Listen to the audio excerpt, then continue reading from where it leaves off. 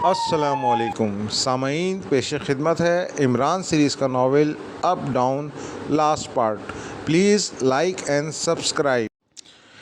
इस बार जैसे ही हेलीकॉप्टर से फायर होने वाली गोलियों की कतार इमरान के करीब आई, इसने जस्ट ना लगाई बल्कि 2-3 फीट पीछे हटकर मशीन गन का ट्रिगर दबा दिया और गन हेलीकॉप्टर के साथ साथ घुमाता चला गया। दूसरी तरफ से सफदर भी फायर कर रहा था, मगर ला हासिल। कोई गोली हेलीकॉप्टर को ना लगी। गनशिप हेलीकॉप्टर इनके ऊपर से उड़ता हुआ आगे बढ़ता चला गया। आगे जाकर वो एक बार फिर पलटा।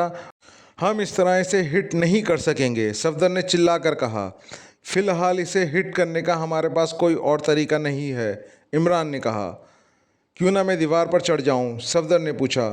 खुद हिट होना चाहते हो तो ज़रूर चढ़ जाओ, लेकिन दीवार पर हिट हो गए तो फिर मुझे इल्ज़ाम ना देना, इमरान ने मखसूस लहजे में कहा। मगर, सफदर ने कहना चाहा। अगर मगर छोड़ो, हेलीकॉप्टर सर पर आ रहा है, इमरान ने चीख कर कहा। ओह, सफदर के मुंह से निकला। हेलीकॉप्टर वाकई घूमकर एक बार फिर इनके करीब आ गया था, मगर इस बार इससे फायरिंग नहीं की जा रही थी। इमरान हेलीकॉप्टर पर नज़र जमाए हुए था और हेलीकॉप्टर करीब आता जा रहा था।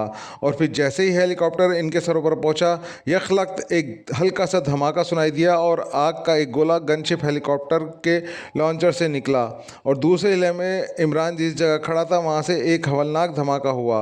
पत्थरों के टुकड़े दूर तक उड़ते चले गए और उस जगह आग ही आग फैलती चली गई। धमाके के साथ ही सफदर की चीख भी उभरी थी, लेकिन वो इमरान को पुकार रहा था। मगर वहां अब सिर्फ आग ही आग थी। जहां चंद लम्हे पहले इमरान खड़ा गनशिप हेलीकॉप्टर को देख रहा था, सुपर चीफ इन चारों अफराद को इंतहाई खूनी नज़रों से घूर रहा था, जो कतार में रखी हुई फौलादी कुर्सियों पर रॉड्स में जकड़े हुए थे। सुपर चीफ के साथ मेजर टॉड भी मौजूद था, जो इन चारों कैदियों को हकारत भरी नज़रों से घूर रहा था। कुर्सी पर बंधे हुए चारों अफराद की हालत इंतहाई अबतर दिखाई दे रही थी। इनके गाल फटे हुए थे, इनके नाक और कान भी कटे हुए थे और उनके हाथों की उंगलियों के नाखून भी टूटे हुए थे। इनके जिस्म का शायद ही कोई ऐसा हिस्सा हो जहां जख्म ना हो। वो मौत से भी बदतर हालत में थे। इंतहाई ख़राब हालत होने के बावजूद वो चारों ना सिर्फ ज़िंदा थे बल्कि होश में भी दिखाई दे रहे थे। इनके जिस्मों पर मिसाइल स्टेशन के मुहाफ़िज़ों की यूनिफॉर्म थीं। सीने पर सजे बैच भी थे जिन पर इनके नाम लिखे हुए थे, रिचर्ड, एंथोनी, पीटर और जोसेफ। क्या तुम इस बात का इकरार करते हो कि तुम्हारे और भी साथी यहाँ मौजूद हैं और वो तुम्हें छुड़ाने के लिए यहाँ कार्रवाई कर रहे हैं? मेजर टॉड ने इन चारों को तेज़ नज़रों से घूरते हुए इंतहाई कर्क लहजे में कहा। जो वाक़यात हमने अभी बताए, इनमें से हमारा कोई ताल्लुक़ नहीं, कुर्सी पर बंधे हुए अफराद में से एक ने कहा, जिसके सीने पर एंथोनी का बैज लगा हुआ था। ये तो हमें भी मालूम है कि तुम्हारा ताल्लुक़ उनसे नहीं है, क्योंकि तुम यहाँ बंदे बैठे हो। मगर, मेजर टॉड ने कहा। मगर क्या? एंथोनी ने उसकी तरफ हिकारत भरी नज़रों से देखते हुए कहा। शायद ये इन चारों का लीडर था। मेरा इशारा तुम्हारे बाकी साथियों की जानिब है। उन लोगों ने तुम्हारी गिरफ्तारी के बाद ये हंगामा महज इसलिए शुरू किया है कि इस तरह वो तुम्हें रिहा कराने का उन्हें मौका मिल जाए, मेजर टॉड ने मुंह बनाकर कहा। यहाँ हम चारों के अलावा हमारा कोई और साथी नहीं है, एंथोनी ने कहा। फिर वही एक रट, मेजर टॉड ने गुर्रा कर कहा। रट नहीं, जो हकीकत है वो बताई है, एंथोनी ने उसी अंदाज में कहा। इसका मतलब ये हुआ कि तुम पे मज़ीद तशद्दुद किया जाए, तब ही तुम अपनी ज़बान खोलोगे, मेजर टॉड ने कहा। तुम हमारी एक एक बोटी भी अलग कर दो, तब भी हमारा यही जवाब होगा जो हम पहले बता चुके हैं, क्योंकि यही हकीकत है, एंथोनी ने जवाब दिया, जबकि बाकी तीनों खामोश थे। तुम्हारी हकीकत मैं समझता हूँ, मेजर टॉड ने गुर्रा कर कहा। अगर तुम लोग अपने हंगामे करने वाले साथियों के बारे में हमें तफसील बता दो तो मैं वादा करता हूँ तुम चारों को रिहा कर दिया जाएगा, सुपर चीफ ने कहा। यकीनन, जिस्म से रूह का निकल जाना भी तो एक तरह से कैद से रिहाई ही होता है, क्यों, ठीक है ना? एंथोनी ने हंस कर कहा। नहीं, मैं जिंदा सलामत तुम लोगों को यहाँ से निकाल कर शहर भिजवाने का वादा करता हूँ, सुपर चीफ ने गुर्रा कर कहा। हैरत है, अपने सारे राजों से आगाह अफराद को तुम लोग ज़िंदा छोड़ दोगे? यकीन नहीं आता, एंथोनी ने कहा। यकीन कर लो, और वो इसलिए कि चंद दिन के अंदर अंदर हम third up down missile fire करने वाले हैं, सुपर चीफ ने कहा। ओह, तो क्या थर्ड मिसाइल लॉन्चिंग स्टेशन में पहुंच चुका है? एंथोनी ने चिल्लाते हुए कहा। हाँ, अप डाउन मिसाइल के फायर होते ही हमारा काम ख़त्म हो जाएगा और हम ये इलाका तबाह कर देंगे और यहाँ से खामोशी से निकल जाएंगे। इसलिए इस बारे में तुम्हारा जानना या ना जानना हमारे लिए कोई अहमियत नहीं रखता। सुपर चीफ ने कहा। तो ये बात है, एंथोनी ने गुर्रा कर कहा। बाकी तीनों अफराद के चेहरे भी सुपर चीफ की बात सुनकर सुत गए थे। अब बताओ, यहाँ तुम्हारे और कितने साथी मौजूद हैं? सुपर चीफ ने कहा। कोई नहीं, हम यहाँ सिर्फ 4 ही थे, एंथोनी ने कहा। क्या मेरी पेशकश भी तुम्हें कबूल नहीं है? सुपर चीफ ने गुर्रा कर कहा। गुस्से से इसका चेहरा सुर्ख हो गया था। तुम्हारी पेशकश बहुत अच्छी है, मगर अफसोस है कि हम इससे फ़ायदा नहीं उठा सकते, क्योंकि वाकई हमारा यहाँ कोई और साथी मौजूद नहीं है, एंथोनी ने कहा। फिर ये हंगामा करने वाले कौन हैं? मेजर टॉड ने गुर्रा कर कहा। वो ब्लू वर्ड वाले भी हो सकते हैं, एंथोनी ने कहा।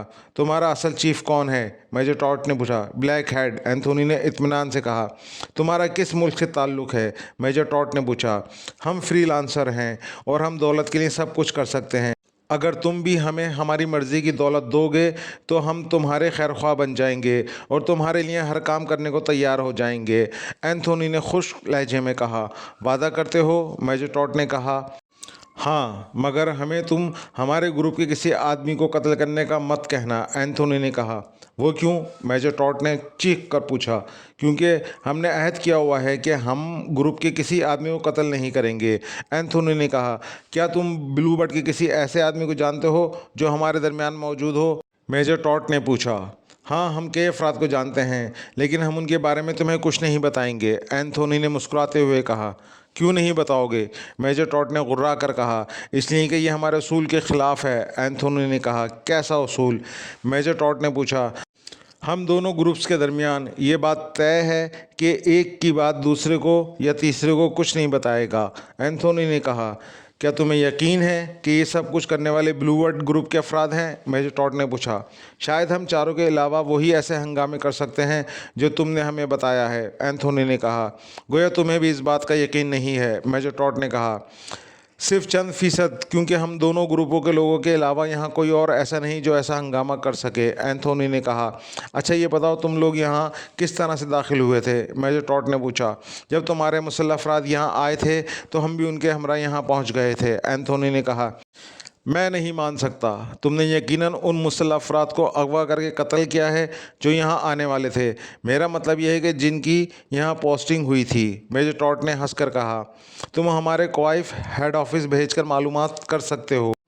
हम वहीं से तुम्हारे साथियों में शामिल हो गए थे जहाँ से तुमने उनको बुलाया था, एंथोनी ने कहा।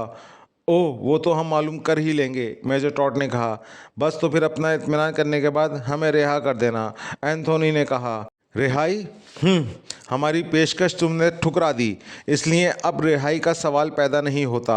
अब तुम अपनी भयानक मौत की फ़िक्र करो, सुपर चीफ ने गुर्रा कर कहा।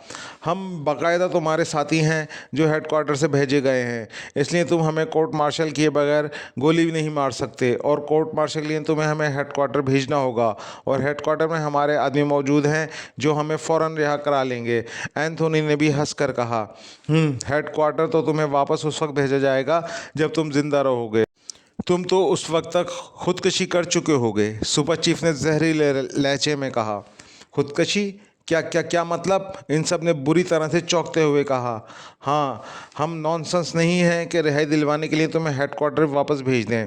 हम तुम्हें गोलियां मारकर हलाक कर देंगे और तुम्हारे खिलाफ ऐसी रिपोर्ट बनाएंगे कि तुम लोगों ने हालात से तंग आकर खुदकशी कर ली है, या फिर दूसरे अफराद की तरह तुम भी दुश्मनों के हाथों हलाक कर दिए गए हो, सुपर चीफ ने कहा। ओह, तुम वाकई बहुत शातिर इंसान हो, एंथोनी ने कहा। तुम चाहो तो अब भी अपनी जान बचा सकते हो, सुपर चीफ ने कहा। हमने सही कहा है, हमारा और कोई साथी यहाँ नहीं है, इस बार एंथोनी ने खौफ भरे लहजे में जवाब देते हुए कहा। तो बताओ, तुम किसके लिए काम कर रहे हो? मेजर टॉड ने पूछा। इस बारे में चीफ के अलावा कोई नहीं जानता, एंथोनी ने कहा। फिर झूठ? Major Todd घुर्राया।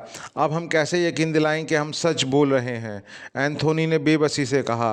सिर्फ सच बोलकर ही तुम हमें मुतमईन कर सकते हो, दूसरा कोई तरीका नहीं, सुपर चीफ ने सख्त लहजे में कहा।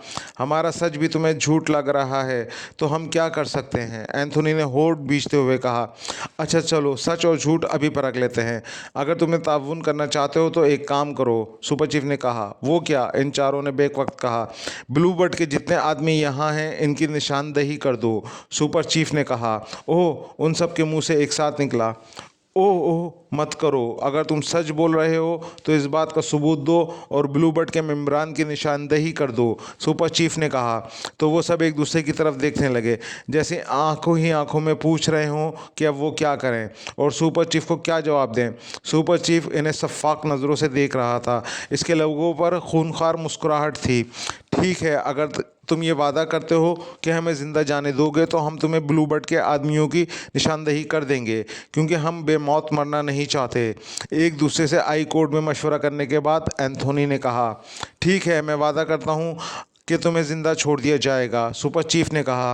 ओके, अब पूछो क्या पूछना है, एंथोनी ने कहा। ब्लू बर्ड के कितने आदमी यहाँ हैं? सुपर चीफ ने पूछा। तकरीबन 6, उसने सोचते हुए कहा। तकरीबन से क्या मुराद? मेजर टॉड ने पूछा। उनमें से एक छुट्टी पर वापस जाने वाला था। अगर वो चला गया है तो ये तादाद 6 है, वरना 7 हैं, एंथोनी ने जवाब दिया। उनके नाम क्या हैं? मेजर टॉड ने पूछा। नाम नहीं, मैं उनके नंबर बता सकता हूँ, उसने कहा। एक ही बात है, बोलो। 11, 30, 50, 53, 60 और 67, नंबर 1 ने जवाब देते हुए कहा। 7वें आदमी का क्या नंबर है? सुपर चीफ ने गुर्राहट भरे लहजे में कहा। उसका नंबर 91 है, उसने कहा। तुम्हें यकीन है कि तुमने जो नंबर बताए वो दुरुस्त हैं? मेजर टॉट ने पूछा। हाँ, चाहो तो चेक कर सकते हो, उसने कहा। ओके, अब ये बताओ कि तुम किस रास्ते से यहाँ आते जाते हो? मेजर टॉट ने कहा। मेन गेट से, एंथोनी ने कहा। फिर झूठ बोल रहे हो। तुम्हारे कमरे में ऐसा सामान मिला है जो मेन गेट से हरगिज़ अंदर नहीं आ सकता, मेजर टॉड ने गुर्रा कर कहा। सामान? क्या मतलब? कौन सा सामान? एंथोनी ने चौंकते हुए पूछा। ट्रांसमीटर, ममनुआ बोर के ऑटोमेटिक रिवॉल्वर और वो हल्की मशीन गनें जो अभी हमारे किसी भी आर्मी यूनिट को सप्लाई नहीं की गई थीं। तुमने ये सब चीज़ें बड़ी हिफाजत से छुपाई थीं। मगर, मेजर टॉड ने गुर्राहट भरे लहजे में कहा। मगर क्या? उसने पूछा, लहजे में मायूसी थी। तुम्हारी गिरफ्तारी के बाद हमने वो खुफिया जगह तलाश कर ली है जहाँ ये सब चीज़ें तुमने छुपा रखी थीं, मेजर टॉड ने कहा। अगर हम ये कहें कि इन चीज़ों से हमारा कोई ताल्लुक़ नहीं है तो? एंथोनी ने मुंह बनाकर कहा। तुम्हारे मानने या मानने से हमें कोई फ़र्क नहीं पड़ता। वो सब चीज़ें इस बात का सबूत हैं कि तुम्हारे पास कोई ऐसा रास्ता है जिससे गार्ड की नज़रों में आए बगैर तुम वाइट रॉक से बाहर आते जाते हो, या फिर कोई ऐसा ज़रिया है जिससे सिक्योरिटी गार्ड के इल्म में लाए बगैर हर चीज़ तुम तक पहुंच जाती है, मेजर टॉड ने कहा। तुम्हारा ख्याल सही है, उसने चंद लम्हों के बाद जवाब दिया। कौन सा ख्याल? मेजर टॉड ने पूछा। खुफिया रास्ते वाला, एंथोनी ने कहा। बताओ, रास्ता कहाँ से है? मेजर टॉड ने कहा। मतरूक खुश नदी के टूटे हुए सतून से कुछ आगे वो रास्ता है, एंथोनी ने कहा। खुश नदी में कैसे उतरते हो? मेजर टॉड ने पूछा। जहाँ जीना बना हुआ है वहाँ से पुश्ते की दीवार पर और दीवारों की दरार से नीचे खुश्क नदी में आसानी से उतरा जा सकता है, एंथोनी ने बताया। खुश नदी से शहर कैसे जाते हो? मेजर टॉड ने पूछा। खुश नदी से कुछ फासले पर दरख्तों के झुंड हैं, वहाँ हमने 2 कारें छुपा रखी हैं जिनके इंजन इंतहाई नफीस हैं, जो मामूली सी भी आवाज़ नहीं करते, और हम उन्हीं कारों को इस्तेमाल करते हैं। कारों के ज़रिए हम यहाँ से 10 किलोमीटर दूर मोहनगढ़ पहुँच जाते हैं और वहाँ से एक हेलीकॉप्टर में हमें शहर पहुँचा दिया जाता है, एंथोनी ने तफसील बताते हुए कहा। हेलीकॉप्टर किसका है? मेजर टॉड ने पूछा। इस पर कोई निशान नहीं होता और इसका इंतज़ाम चीफ़ की जानिब से किया जाता है, इसलिए हम इसके पायलट से कोई सवाल भी नहीं कर सकते। बस शहर पहुंचकर हेलीकॉप्टर से उतरकर अपने कामों में मसरूफ़ हो जाते हैं। वापसी भी इसी तरह होती है, एंथोनी ने कहा। ठीक है, मेजर टॉड ने कहा और उस अंदाज में सुपर चीफ की तरफ देखा जैसे जानना चाहता हो कि अब क्या करना है। ओके, मैं मुतमईन हूँ। अब हम इनके बयान की तस्दीक करने के लिए इनको शहर भिजवाने का इंतज़ाम करेंगे। फ़िलहाल ये इंतज़ार करें। सुपर चीफ ने मेजर टॉड की बात समझकर इस बात में सर हिलाते हुए कहा। अब तुम्हें कल तक का इंतज़ार करना होगा। मेजर टॉड ने उन चारों की तरफ मुड़ते हुए उनसे कहा। ठीक है, इंतज़ार के अलावा हमारे पास कोई दूसरा रास्ता भी तो नहीं है, एंथोनी ने एक तवील सांस लेते हुए कहा। गुड, मेजर टॉड ने कहा। फिर वो सुपर चीफ के साथ उसके कमरे से निकल गया। थोड़ी देर बाद वो सुपर चीफ के साथ उसके ऑफिस में था। एक काम तो हुआ, मगर अब ये समझ में नहीं आ रही कि आखिर यहाँ हंगामा करने वाले कौन लोग हैं। सुपर चीफ ने अपनी कुर्सी पर बैठकर होठ चबाते हुए कहा। हो सकता है कि ब्लैक हेड ग्रुप के अफराद की ये बात सच हो और यहाँ हंगामा करने वाले अफराद का ताल्लुक ब्लूबर्ड ग्रुप से ही हो, मेजर टॉड ने कहा। फ़ोन करके पता करो क्या सूरत हाल है, सुपर चीफ ने कहा। तो मेजर टॉड ने इस्बात में सर हिलाते हुए मेज़ पर पड़ा हुआ फ़ोन अपनी जानिब खींचा और रिसीवर उठाकर कान से लगा लिया और नंबर प्रेस करने लगा। कैप्टन जॉर्ज बोल रहा हूँ। राब्ता मिलते ही एक कर्स आवाज़ सुनाई दी। मेजर टॉड बोल रहा हूँ, मेजर टॉड ने गुर्रात भरे लहजे में कहा। Oh yes sir. Major Todd की आवाज़ सुनकर दूसरी जानिब से मेजर जॉर्ज ने यखलक मौदबाना लहजे में कहा। क्या रिपोर्ट है, मेजर टॉड ने उसी तरह गुर्राते हुए कहा। वो दो अफराद हैं और दोनों खुश नदी की दीवार उतरकर खुश नदी में पहुंच चुके हैं, मेजर जॉर्ज ने मौदबाना लहजे में जवाब देते हुए कहा। क्यों, क्या तुम उन्हें नहीं पकड़ सके, मेजर टॉड ने पूछा। नो सर, वो लोग ख़तरनाक असले से लैस हैं और हमारा मुकाबला कर रहे हैं, मेजर जॉर्ज ने कहा। ये तुम क्या कह रहे हो, नॉनसेंस। क्या तुम खुद को उनसे कमज़ोर समझते हो, मेजर टॉड ने गुर्रा कर कहा। नो सर, वो अभी तक हमारे 6 अफराद को मार चुके हैं और कई शदीद ज़ख्मी हो चुके हैं, मेजर जॉर्ज ने फ़ौरन कहा। तो तुम क्या वहाँ झक मार रहे हो, मेजर टॉड ने खुनख्वार लहजे में कहा। नो सर, हमने उन्हें घेरे में ले रखा है और अब हेलीकॉप्टर से उन पर हमला किया जा रहा है, मेजर जॉर्ज ने कहा। क्या, हेलीकॉप्टर से, मेजर टॉड ने चौंक कर कहा। यस सर, 1 मिनट सर, कोई खबर आई है, अचानक मेजर जॉर्ज ने कहा। ओके, मेजर टॉड ने कहा। गनशिप हेलीकॉप्टर से फायर किए गए एक मिसाइल ने इनके चीथड़े उड़ा दिए हैं सर। चंद लम्हों बाद खामोश रहने के बाद मेजर जॉर्ज ने कहा तो मेजर टॉड बेख्तियार उछल पड़ा और उसका चेहरा मुसरत से सुर्ख होता चला गया। चारों तरफ आग ही आग थी, लेकिन इमरान तो गनशिप हेलीकॉप्टर से मिसाइल फायर होने से एक लम्हा पहले ही अपनी जगह छोड़ चुका था और वो जिस वक्त धमाका हुआ था वो अपनी पहली वाली जगह से तकरीबन 10 फीट दूर ज़मीन पर लेटा हुआ था। उसने सफदर की चीख भी सुनी थी। शायद वो ये समझ रहा था कि इस धमाके के साथ ही इमरान के भी टुकड़े उड़ गए हैं, लेकिन वो इमरान ही क्या जो ऐसे हमलों से हिट हो जाता। अब इमरान के 3 अतराफ आग ही आग थी। भड़कते हुए खौफनाक शोले लम्हा ब लम्हा इसकी जानिब बढ़ते चले आ रहे थे और इसकी वजह यह थी कि वो जिस जगह गिरा था वहाँ पे कूड़ा कबाड़ और खुश्क घास फूस पड़ा हुआ था। आग उन्हीं की वजह से इसकी तरफ बढ़ रही थी। इमरान ने सफदर की चीख से मिलती जुलती आवाज़ सुनी तो इमरान के होठों पर बेख्तियार मुस्कुराहट रेंग गई। मैं यहाँ हूँ सफदर, इमरान ने ऊंची आवाज़ में कहा और तेज़ी से आग से बच कर चलता हुआ सफदर की तरफ बढ़ा। ओह, कहाँ हैं आप, यकलक सफदर की जोश भरी आवाज़ सुनाई दी, जैसे इमरान के ज़िंदा होने का पता चलते ही इसके जिस्म में सरशारी की लहरें दौड़ गई हों। तुम्हारे करीब, इमरान ने सफदर की पुष्ट पर पहुँच कहा तो सफदर बेख्तियार उछल पड़ा। अल्लाह का लाख लाख शुक्र है आप खैरियत से हैं, वरना मैं तो यही समझा था कि आप हिट हो गए हैं, सफदर ने इमरान को देखकर खुशी से भरपूर लहजे में कहा। क्यों, मुझे क्या होना था, मेरे करीब एक मिसाइल ही तो फटा था, इमरान ने मुस्कुराकर कहा तो सफदर हंस पड़ा। तो क्या आपके करीब 8-10 मिसाइल ब्लास्ट होने चाहिए, सफदर ने मुस्कुराते हुए कहा। हाँ, और कुछ नहीं तो मुझे हलाक करने के लिए इनसे ज़्यादा मिसाइल ज़ाया हो जाते, लेकिन फिर भी इनकी हसरत इनके दिल में ही रह जाती, इमरान ने अपने मखसूस लहजे में कहा। तो सफदर एक बार फिर हंस पड़ा। 8-10 तो क्या वो सैकड़ों मिसाइल भी फायर कर दें तो आपका कुछ नहीं बिगाड़ सकते, सफदर ने हंसकर कहा। ऐसी भी बात नहीं, मैं मिसाइल प्रूफ नहीं हूँ, इमरान ने कहा तो सफदर की हंसी तेज़ हो गई। अब अपनी हंसी को ब्रेक लगाओ और ये बताओ कि चमगादड़ कहाँ है, इमरान ने कहा। चमगादड़, आपका मतलब है हेलीकॉप्टर, सफदर ने इसकी तरफ सवाली अंदाज में देखते हुए कहा। जाहिर है चमगादड़ भी हवा में उड़ता है और हेलीकॉप्टर भी, मैं किसी ट्रेन के बारे में तो पूछ नहीं रहा, इमरान ने कहा। आप क्या कब में, सफदर ने मुस्कुरा कर कहा। अरे बाप रे, इमरान ने बौखला कर कहा और तेज़ी से मुड़ा और फिर ये देखकर बेख्तियार होठ बींच लिए कि गनशिप हेलीकॉप्टर एक बार फिर बहुत दूर से गोता लगाकर इनकी तरफ बढ़ता चला आ रहा था। और इस मर्तबा दूर से ही इसकी हेवी मशीन गनें आग उगल रही थीं। खुद को बचाएं इन गोलियों से, सफदर ने तेज से दीवार की तरफ दौड़ते हुए कहा। रुको, इमरान ने गुर्रा कर कहा और फिर सफदर को साथ लेते हुए उस पत्थर की तरफ झपटा जिसके पीछे पहले भी सफदर पनाह ले चुका था। जैसे ही वो पत्थर के अकब में पहुंचे, तड़तड़ाती हुई गोलियां इनके सरों से गुजरती चली गईं और साथ ही एक धमाका भी हुआ। वो दहल कर रह गए। इमरान ने मुड़कर देखा और उछलकर खड़ा हो गया। आग के शोले अब उनसे सिर्फ 2-2.5 फीट के फासले पर भड़क रहे थे। भागो यहाँ से, वरना आग हमें मुर्ग मुसल्लम की तरह भून देगी, इमरान ने तेज लहजे में कहा और सफदर का हाथ पकड़कर दौड़ता चला गया। इसका रुख पुश्त की दीवार की तरफ था। दीवार के साथ साथ दौड़ना है, सफदर ने पूछा।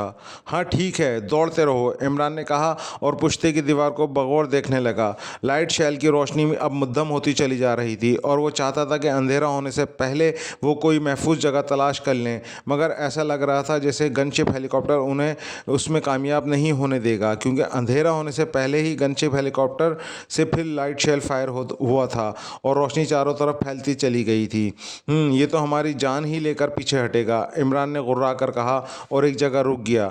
इमरान की गुर्राहट सुनकर सफदर को यकीन हो गया कि इमरान हेलीकॉप्टर से पीछे छुड़ाने के लिए अब हर सूरत में उसे तबाह करना चाहता है, और ये बात वो खुद भी समझ रहा था कि हेलीकॉप्टर तबाह किए बगैर वो महफूज नहीं रह सकते। हेलीकॉप्टर हिट करना होगा। अचानक इमरान बड़बड़ाया। मेरा भी यही ख्याल है, सफदर ने कहा। मशीन गन में मैगजीन फुल कर लो, इससे पहले कि गनशिप हेलीकॉप्टर दोबारा हमला करे गन लोड हो जानी चाहिए, इमरान ने कहा। जी बेहतर, सफदर ने कहा और फिर उसने फुर्ती से मशीन गनों से खाली मैगजीन निकाल कर एक तरफ फेंके और नए मैगजीन लोड कर दिए। उसने एक मशीन गन इमरान को थमा दी और दूसरी खुद संभाल ली। फिर वो गनें संभाल कर हेलीकॉप्टर की तरफ मुतवज्जा हुए ही थे कि चौंक पड़े। हेलीकॉप्टर अब फिज़ा में नज़र नहीं आ रहा था। हेलीकॉप्टर कहाँ चला गया? सफदर ने चारों तरफ देखते हुए पूछा। आस पास ही होगा, इमरान ने भी फिज़ा में नज़रें दौड़ाते हुए कहा। शायद वो वापस चला गया है, सफदर ने इनकार में सर हिलाते हुए कहा। इस ख्याल में मत रहना कि वो वापस चला गया है, वरना बेमौत मारे जाओगे, इमरान ने संजीदगी से कहा। क्या मतलब? सफदर ने पूछा। उसकी नज़र अब भी फ़िज़ा में गनशिप हेलीकॉप्टर को तलाश कर रही थी। मतलब है कि वो अचानक दाएं या बाएं सिम से नमदार होकर हम पर झपट सकता है, समझे, इमरान ने कहा। मगर वो, सफदर ने कहना चाहा पर इसका फिक्रा अधूरा रह गया था। अचानक उसी सिम से जिस सिमत में वो खड़े थे, गनशिप हेलीकॉप्टर की तेज़ गड़गड़ाहट की आवाज़ सुनाई दी और हेलीकॉप्टर अचानक और इस कदर तेज़ी से इनके सामने आया कि वो हैरत ज़्यादा रह गए। हेलीकॉप्टर खुश नदी के ऊपरी सतह के बराबर प्रवास कर रहा था। सामने आते ही इसकी मशीन गनों के दहाने एक बार फिर खुल गए और मशीन गनों की तेज़ तरतराहट की आवाज़ों से माहौल बुरी तरह गूंज उठा। उन्होंने जैसे ही हेलीकॉप्टर की मशीन गनों से शोले निकलते देखे, उन्होंने फ़ौरन दाएं बाएं छलांग लगा दी। अगर उन्हें छलांगें लगाने में सेकंड के 10वें हिस्से की भी देर हुई होती तो वो यकीनी तौर पर हिट हो जाते। इस बार हेलीकॉप्टर फायर करता हुआ आगे नहीं बढ़ रहा था, बल्कि फ़िज़ा में एक ही जगह मौल्लक हो गया था। इमरान ने 2-3 कलाबाजियाँ खाईं और ऐन हेलीकॉप्टर के नीचे पहुंच गया। दूसरे ही लम्हे इसकी मशीन गन की आग से लंबी धारें निकलीं और गनशिप हेलीकॉप्टर के निचले हिस्से पर पड़ने लगीं। दूसरे लम्हे सफदर की मशीन गन भी गरजने लगी और गोलियों की बौछार हेलीकॉप्टर की टैल पर पड़ी। यकलक एक धमाका हुआ और गनशिप हेलीकॉप्टर की टैल के टुकड़े उड़ गए। दूसरे ही लम्हे हेलीकॉप्टर ऊपर उठा और दूर होने लगा, लेकिन अब इसमें से धुआं के बादल निकल रहे थे। वो मारा, बेसाख्ता इमरान के मुंह से निकला।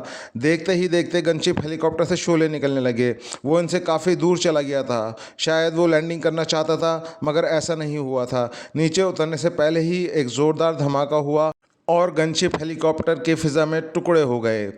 हेलीकॉप्टर के जलते हुए छोटे बड़े दर्जनों टुकड़े फ़िज़ा में दूर दूर तक बिखरते चले गए थे। फिर इस हेलीकॉप्टर का बचा ढांचा आग का गोला बना खुश्क नदी में आ गिरा।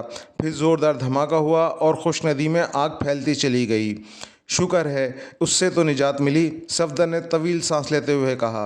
हाँ आओ चलते रहो, रुको मत, इमरान ने आगे की जानिब बढ़ते हुए संजीदा लहजे में कहा।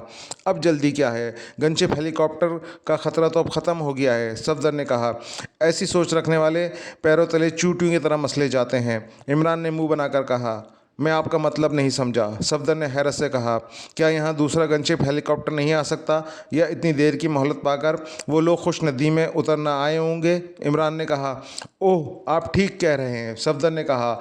इमरान की दोनों ही बातें ठीक थीं। अगर वो अहमक नहीं है तो अब तक खुश नदी में उतरकर हमारी तरफ बढ़ रहे होंगे। इमरान ने कहा, इसका मतलब ये हुआ कि वो लोग हमसे ज़्यादा दूर नहीं हैं। सफदर ने कहा, हमें यही समझकर आगे बढ़ना है। इमरान ने कहा, लाइट शैल की रोशनी अब भी फ़िज़ा में मौजूद थी, मगर वो इससे खासी दूर आ चुके थे, इसलिए यहाँ रोशनी कम थी। अचानक एक जगह इमरान की नज़र पड़ी और वो ठिठक गया। क्या हुआ? सफदर ने उसे ठिठकते देखकर पूछा। वो देखो, इमरान ने एक तरफ इशारा करते हुए कहा। क्या देखूं? सफदर ने कहा। दीवार में एक बड़ी दरार है, इमरान ने बताया। जी हाँ, क्या अब आपका ऊपर चढ़ने का इरादा है? सफदर ने कहा। ऊपर? इमरान के मुंह से निकला ही था कि वो चौंक पड़े। दूर हवा के दोष पर तैरती हुई कुछ आवाज़ें उनके कानों तक पहुंची थीं, ऐसी आवाज़ें जैसे बहुत से लोग दौड़ रहे हों। तुमने आवाज़ें सुनी? इमरान ने कहा। जी हाँ, शायद आपका वो ख्याल सही साबित हो रहा है। वो लोग खुश नदी में उतरकर हमारी तरफ आ रहे हैं, सफदर ने जवाब दिया। ये आवाज़ें जाहिर कर रही हैं इनकी तादाद काफ़ी ज़्यादा है, इमरान ने कहा। जी हाँ, ऐसा ही लग रहा है, सफदर ने इस बात में सर हिलाते हुए कहा। तो फिर आओ, हमारे लिए इससे बेहतर पनाहगाह दूसरी नहीं हो सकती, इमरान ने दरार की तरफ बढ़ते हुए कहा। चलें, सफदर ने कहा और फिर वो दोनों दरार की तरफ बढ़ गए। वो हमें नीचे तलाश करते रहेंगे और हम उनके सुरों पर सफ़र करते रहेंगे। जी बिल्कुल, सफदर ने कहा। लाइट शेल की रोशनी अब इतनी नहीं रही थी कि वो जगह रोशन रह सकती हो जहां वो मौजूद थे, इसलिए अब उनके देख लिए जाने का खतरा 1% से भी कम रह गया था। दीवार के ऊपर पहुंचकर उन्होंने उस सीन देखा जिस तरफ से आवाज़ें आ रही थीं। वो चौंक पड़े। काफ़ी दूर खुश नदी के अंदर दर्जनों टॉर्चों की रोशनियां चकराती नज़र आ रही थीं और लाइट शेल की मध्यम रोशनी में वो उनके धुंधले सायों की तरह नज़र आ रहे थे। उनकी तादाद वाकई ज़्यादा थी, शायद पूरी फ़ोर्स ही इस तरफ भेज दी गई थी। देखा? इमरान ने सफदर से कहा। जी हाँ, शायद पूरी फ़ोर्स ही हमारी तलाश में खुश नदी में उतार दी है, सफदर ने कहा। ऐसा ही लग रहा है। आओ, अब हम सुबह होने से पहले पनाहगाह तलाश करनी है, इमरान ने कहा। क्यों ना अब ऊपर चलें? सफदर ने कहा। रास्ता मिला तो ऊपर ही चलेंगे, क्योंकि इस दीवार पर तो पनाह मिलने से रही, इमरान ने कहा। जी यही मेरा मतलब था, सफदर ने कहा और वो तेज़ी से आगे बढ़ने लगे। अभी वो 10 फीट ही आगे बढ़े थे कि अचानक इमरान ने सफदर को पकड़ के रोक लिया। क्या हुआ? सफदर ने पूछा। शायद इस जगह से हम ऊपर चढ़ सकते हैं, इमरान ने दीवार की सीध में ऊपर की तरफ उगे हुए पौधों को देखते हुए कहा। जी हाँ, ऐसा मुमकिन है, सफदर ने कहा। तो फिर आओ, इमरान ने कहा और फिर वो दोनों पौधे पकड़कर ऊपर चढ़ने लगे। कभी कभी रुककर वो अपनी तलाश में आने वाले मुसल्लह अफराद को भी देख लेते थे। थोड़ी ही देर में वो ऊपर पहुंच चुके थे, ज़मीन पर लेटे लेटे लंबी सांसें ले रहे थे। नीचे खुश नदी में मौजूद मुसल्लह अफराद इस दरार के पास रुके हुए थे जिसके ज़रिए वो ऊपर चढ़े थे। काफ़ी देर तक टॉर्चों की रोशनियाँ पुश्ते की दीवार पर पड़ती रहीं, लेकिन वहाँ पुश्ते की दीवार के ऊपर छुपने की कोई जगह नहीं थी। वो मुकम्मल चेकिंग करने के बाद मुसल्लह अफराद उस जगह से आगे बढ़ते चले गए तो सफदर और इमरान ने इत्मीनान का सांस लिया। चारों तरफ मुसल्लह अफराद कुत्तों की तरह इनकी बू सूंघते फिर रहे थे। 20 से ज़ायद जीपें हर तरफ दौड़ती फिर रही थीं और मुसल्लह अफराद हर लम्हे एक्शन के लिए तैयार थे, मगर वो उन्हें कहीं नज़र नहीं आ रहे थे। हालांकि वो सुवीरान और चटिल मैदान की उस वाहिद घनी झाड़ियों के झुंड में मौजूद थे जो दूसरी छोटी छोटी झाड़ियों की तरह नुमायाँ नज़र आ रही थीं।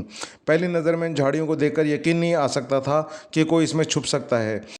उसकी वजह महज ये थी कि वो झाड़ियाँ ज़्यादा बड़ी नहीं थीं, लेकिन जंगली जानवरों ने उसकी झाड़ियों के अंदर काफ़ी गहरा गड्ढा बनाया हुआ था और इस घड़े की वजह से ये मुमकिन हो गया था कि वो दोनों उसमें नीम दराज होकर छुप सकें। ऊपर से वो झाड़ियाँ 3-4 फीट कतर की थीं तो अंदर नीचे से इसकी गहराई और फैलाव 5 फीट के लगभग था। वो इत्मीनान से इसमें लेटकर सो गए। इमरान के बारे में यकीन से कहना मुश्किल था कि वो सो रहा है, मगर सफदर यकीनी तौर पर सो गया था। अचानक एक जीप इस झाड़ी के बराबर आकर रुकी और उसके ब्रेक लगे और टायर घिसटने की आवाज़ें सुनकर सफदर की आंख खुल गई और वो चौंक पड़ा। फिर वो तेज़ी से उठ बैठा। इसने एक नज़र इमरान पर डाली। वो फिर झाड़ियों के बाहर देखने लगा। झाड़ियों के बाहर मुसल्लह अफराद की नकलो हरकत और झाड़ियों के बराबर रुकी हुई जीप ने इसके होश उड़ा दिए थे। सफदर तेज़ी से इमरान पर झुका और उसे झंझोड़ने लगा। इमरान साहब, इमरान साहब, सफदर ने इमरान के कान में सरगोशी की। क्या हुआ? क्या जलजला आ गया है? इमरान ने बौखलाए हुए लहजे में कहा और फिर सफदर को देखकर इसने इत्मीनान का सांस लिया और फिर इसने दोबारा आंखें मूंद लीं। होश में आए इमरान साहब, सफदर ने फिर इमरान के कान के पास सरगोशी की और उसे हिलाने लगा। अरे बाप रे, क्या मैं यहाँ बेहोश पड़ा हुआ हूँ? लेकिन मुझे बेहोश किसने किया था? इमरान ने आंखें खोलकर हैरत भरे लहजे में कहा। दुश्मन हमारे सरों पर पहुंच चुके हैं और वो हमारे चारों तरफ मौजूद हैं। सफदर ने इमरान को हिलाते हुए आहिस्ता से कहा। दुश्मन? इमरान ने कहा। जी हाँ, कई मुसल्लह अफराद हैं और हमें चारों तरफ से तलाश कर रहे हैं। सफदर ने कहा। अच्छा, तो फिर मुझे क्या करना चाहिए? इमरान ने पूछा। एक जीप झाड़ियों के बराबर में मौजूद है, सफदर ने बताया। ओह अच्छा, क्या मुझे इस जीप में पेट्रोल डालना चाहिए? इमरान ने उसी अंदाज में कहा। जीप के पास एक मुसल्लह अफराद खड़ा है, मुमकिन है वो और भी मुसल्लह अफराद उसके साथ हों। सफदर ने इमरान की बात नज़रअंदाज करते हुए कहा। अच्छा फिर? इमरान ने उसी अंदाज में कहा तो सफदर ने बेख्तियार होठ बींच लिए। अब मैं क्या कहूँ? सफदर ने एक तवील सांस लेते हुए बेचारगी के आलम में कहा। क्या जीप की हेड का रंग नीला है? इमरान ने पूछा। जी हाँ, तो क्या? ओह, मेरा मतलब यह है कि आप जाग रहे थे, सफदर ने आवाज़ तोड़ तोड़ कर कहा। नहीं, मैं तो अब भी गहरी नींद सोया हुआ हूँ, इमरान ने मुस्कुरा कर कहा। तो आप मुझे खामखा ही अहमक बना रहे थे, सफदर ने कहा। अहमक मेरा खिताब है, अपने लिए दूसरा तलाश करो, इमरान ने मुस्कुराते हुए कहा। अब आप मेरा मजाक उड़ा रहे हैं, सफदर ने मुंह बनाकर कहा। मजाक तो मैं यहाँ मौजूद मच्छरों का नहीं उड़ा सकता, मजाक क्या उड़ाऊँगा? और अगर मैं तुम्हारी तरह गफलत की नींद सो गया होता तो न जाने कब दूसरी दुनिया की तरफ कूच कर गया होता, इमरान ने सफदर से ज़्यादा मुँह बनाते हुए कहा। ओह, सफदर और कुछ नहीं कह सका। मैं उस वक्त से जाग रहा हूँ जब पहला ट्रक मुसल्लह अफराद को लेकर इस मैदान में आया था, इमरान ने कहा। ओहो, तो आपने मुझे सोने दिया, सफदर ने कहा। कोई ख़तरा होता तो जगाता, तुम मज़े से सो रहे थे तो मैंने तुम्हें बेजा तंग नहीं किया, इमरान ने कहा। क्या मुसल्लह अफराद की आमद ख़तरा नहीं था? सफदर ने कहा। अगर वो इस झाड़ी से पहले रुकते तो ख़तरा था, मगर इस ट्रक इस झाड़ियों के सामने से गुजरे थे और उसमें से उतरने वाले मुसल्लह आदमी आगे ही बढ़ते चले गए थे। किसी ने भी इस तरफ तवज्जो नहीं दी थी, इसलिए मैंने तुमको जगाना मुनासिब नहीं समझा था, इमरान ने कहा। अब इस जीप के बारे में क्या ख्याल है? और वो मुसल्लह अफराद भी हमसे ज़्यादा फासले पर नहीं हैं, सफदर ने कहा। ख्याल तो नेक है, लेकिन इमरान ने कहा और उसने जानबूझकर फ़िक्रा अधूरा छोड़ दिया। लेकिन क्या? सफदर ने पूछा। इसका कद काट कैसा है? इमरान ने पूछा। आप जैसा कद काट है और जिसामत भी तकरीबन आपसे ही मिलती जुलती है, सफदर ने कहा। बस इससे तो टिकट मिल गया, इमरान ने सीधा होते हुए कहा। क्या मतलब? सफदर ने कुछ न समझने वाले अंदाज में पूछा। मतलब ये कि इसे जहन्नुम का वीज़ा मिल चुका है, इमरान ने कहा। ओह, आप इसे हलाक करना चाहते हैं? सफदर अब इमरान की बात का मतलब समझ चुका था। हाँ, और तुम चौकन्ने रहो, इमरान ने कहा और झाड़ियों के दरमियान जगह बनाकर दूसरी तरफ झांकने लगा। जीप झाड़ियों के बहुत करीब रुकी हुई थी और वो आदमी जीप के बोनट से लगकर खड़ा उन्हें दूर तक तलाश करने वाले मुसल्लह अफराद की जानिब देख रहा था। इमरान ने अकब में नज़र डाली, उसे दूसरी तरफ दूर तक कोई मुसल्लह आदमी नज़र नहीं आया। इसका मतलब था वो सब उन्हें आगे ही तलाश कर रहे थे। मोहतात रहना और इर्द गिर्द नज़र रखना, मैं इसलिए अकेले बंदे को संभालता हूँ, वो शायद इस जीप का ड्राइवर मालूम हो रहा है, इमरान ने कहा तो सफदर ने इस्बात में सर हिला दिया। इमरान आवाज़ पैदा किए बगैर झाड़ियों से निकल कर जीप के ड्राइवर की जानिब बढ़ने लगा। ड्राइवर दूसरी तरफ मुतवज्जा था। इमरान जीप के अकब की जानिब से घूमकर इस आदमी के नज़दीक पहुंच गया। इमरान ने इसकी गर्दन दबोचने के लिए जैसे ही आगे बढ़ा, वो जीप के बोनट से हटकर चंद कदम आगे बढ़ गया तो मजबूरन इमरान को पीछे खिसकना पड़ा। इस आदमी के गले में दूरबीन लटकी हुई थी। इसने दूरबीन पकड़ी और आंखों से लगाकर दूर मौजूद अपने साथियों को देखने लगा। फिर वो अकब में देखे बगैर दोबारा पीछे आ गया और दोबारा बोनट से लगकर खड़ा हो गया। इमरान दबे पांव चलता हुआ आगे बढ़ा। फिर उछलकर उसने कड़ी हथेली का वार उसकी गर्दन पर करने की कोशिश की, लेकिन अचानक वो बुरी तरह से लड़खड़ा गया। इसके पैरों के नीचे कोई गोल पत्थर आ गया था जिसने इसका तवाज़ुन बिगाड़ दिया था। नतीजे के तौर पर इसका हाथ इस आदमी की गर्दन के बजाय इसके शाने पर पड़ा और वो बौखलाकर तेज़ी से मुड़ा। फिर बिजली की तेज़ी से उसने रिवॉल्वर निकाला ही था कि नीचे गिरे हुए इमरान की दोनों टांगें पूरी कुव्वत से उसके पेट पर पड़ीं और वो ऊह की आवाज़ निकालता हुआ उछलकर पीछे की तरफ झुकता चला गया। जैसे ही वो झुका, इमरान उछलकर खड़ा हो गया और उसने उस आदमी के करीब आकर ज़ोरदार मुक्का उसकी कनपट्टी पर मारा। उस आदमी के मुँह से हल्की सी चीख निकली और वो पुश्त के बल ज़मीन पर गिरा और फिर साकित हो गया। इमरान ने आगे बढ़कर एहतियातन इसकी कनपट्टी पर एक और ठोकर रसीद कर दी, लेकिन इसके जिस्म में कोई हरकत न हुई। हुई और वो एक ही ज़रब से बेहोश हो गया था। उसी लम्हे इमरान ने अकब से एक हल्की सी चीख सुनी। वो तेज़ी से पलटा और आवाज़ की सिमत देखा तो उसे एक और आदमी सफदर के हाथों में झूलता हुआ दिखाई दिया। जल्दी करो, इमरान ने कहा और ड्राइवर को उठाया और उससे जीप के अकब में घसीट कर ले गया और फिर वो तेज़ी से उसका लिबास उतारने लगा। लिबास उतार कर उसने अपने कपड़े वहीं पर पहन लिए।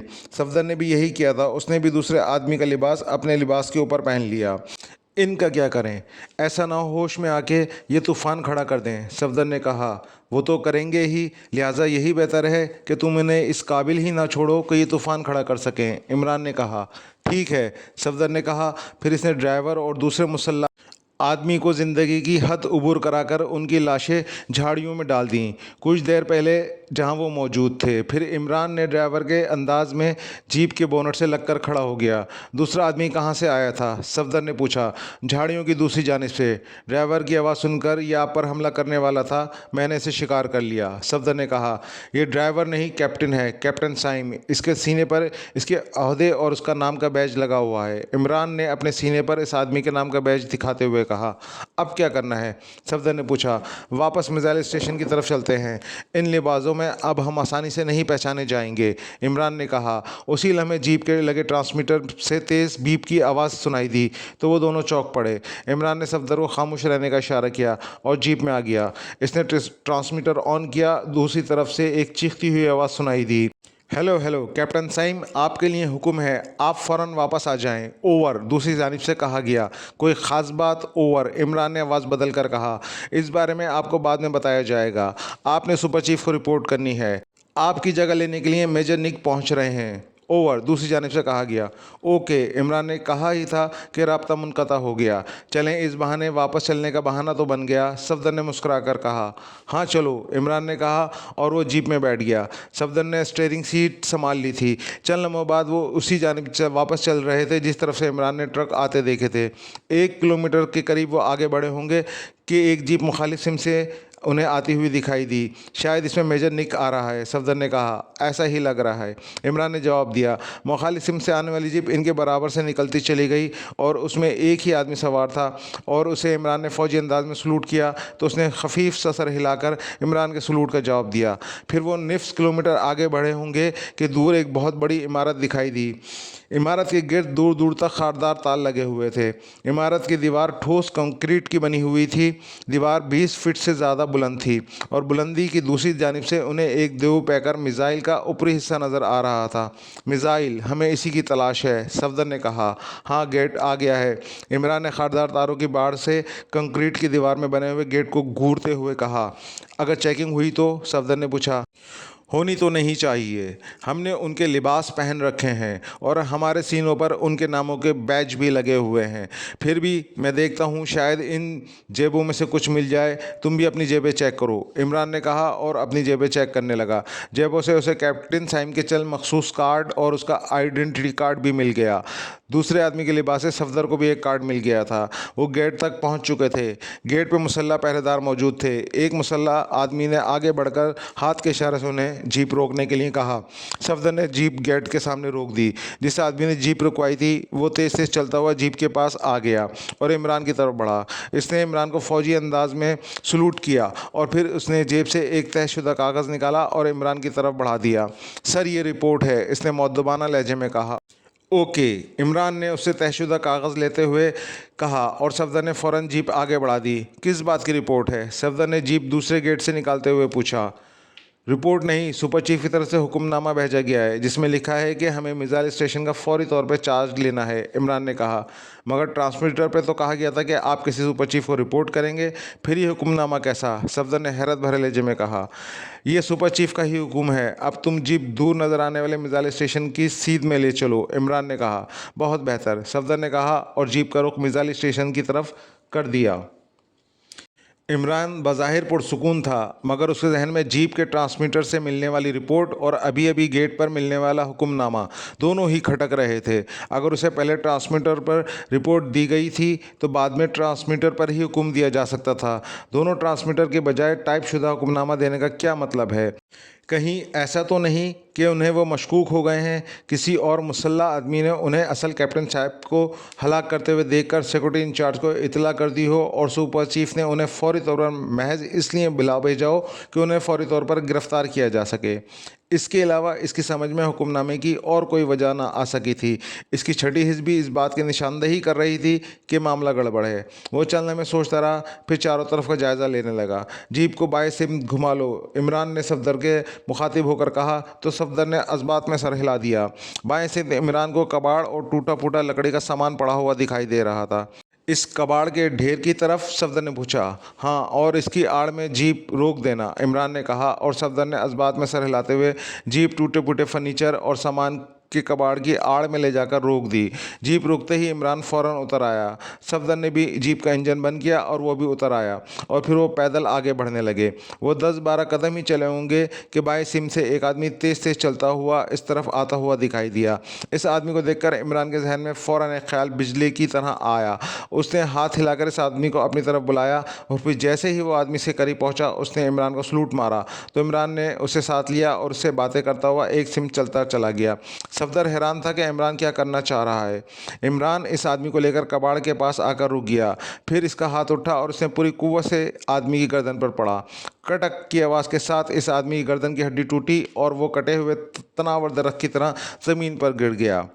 इमरान तेज़ी से उस पर झुका और फिर वो तेज़ी से इस आदमी का लिबास उतारने लगा। उसने आदमी का लिबास उतारकर इमरान ने कैप्टन साहब का लिबास उतारा और उसकी जगह इस आदमी का लिबास पहनना शुरू कर दिया। इमरान ने उस आदमी की लाश घसीट कर कबाड़ के पीछे छुपा दी और फिर वो इत्मीनान से चलता हुआ सफदर के पास आ गया और फिर वो दोनों तेज़ी से मिसाइल स्टेशन की तरफ बढ़ने लगे। मिसाइल स्टेशन पर खासी हलचल थी। फिर मिसाइल लॉन्चिंग पैड पर नज़र डालते ही इमरान चौंक पड़ा। वहाँ उसे उस किस्म की तैयारियां नज़र आ रही थीं जैसे चंद घंटों बाद ही इस मिसाइल को फायर किया जाने वाला हो। ये क्या है, यहाँ क्या हो रहा है? सफदर ने इमरान से कहा। देखते रहो, इमरान ने कहा।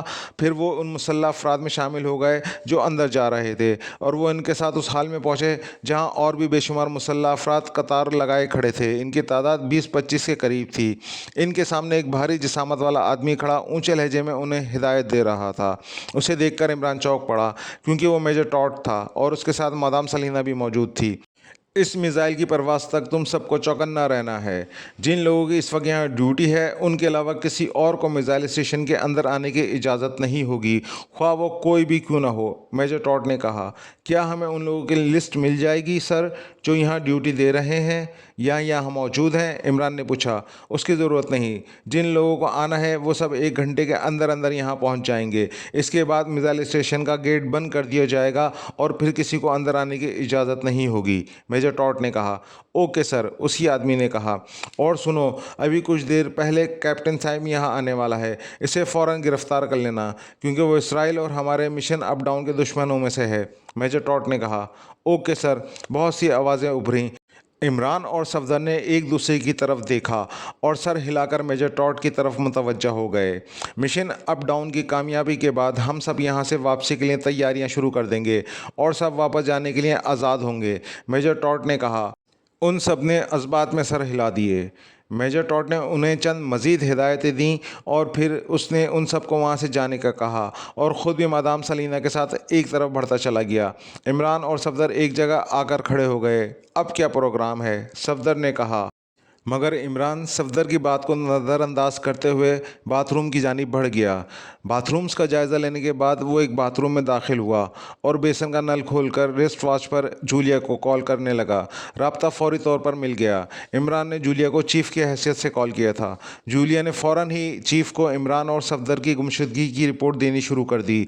फ़िक्र न करो, मेरी उनसे बात हो चुकी है। वो जिस काम के लिए यहाँ आए हैं इसको पूरा करके वापस आएंगे।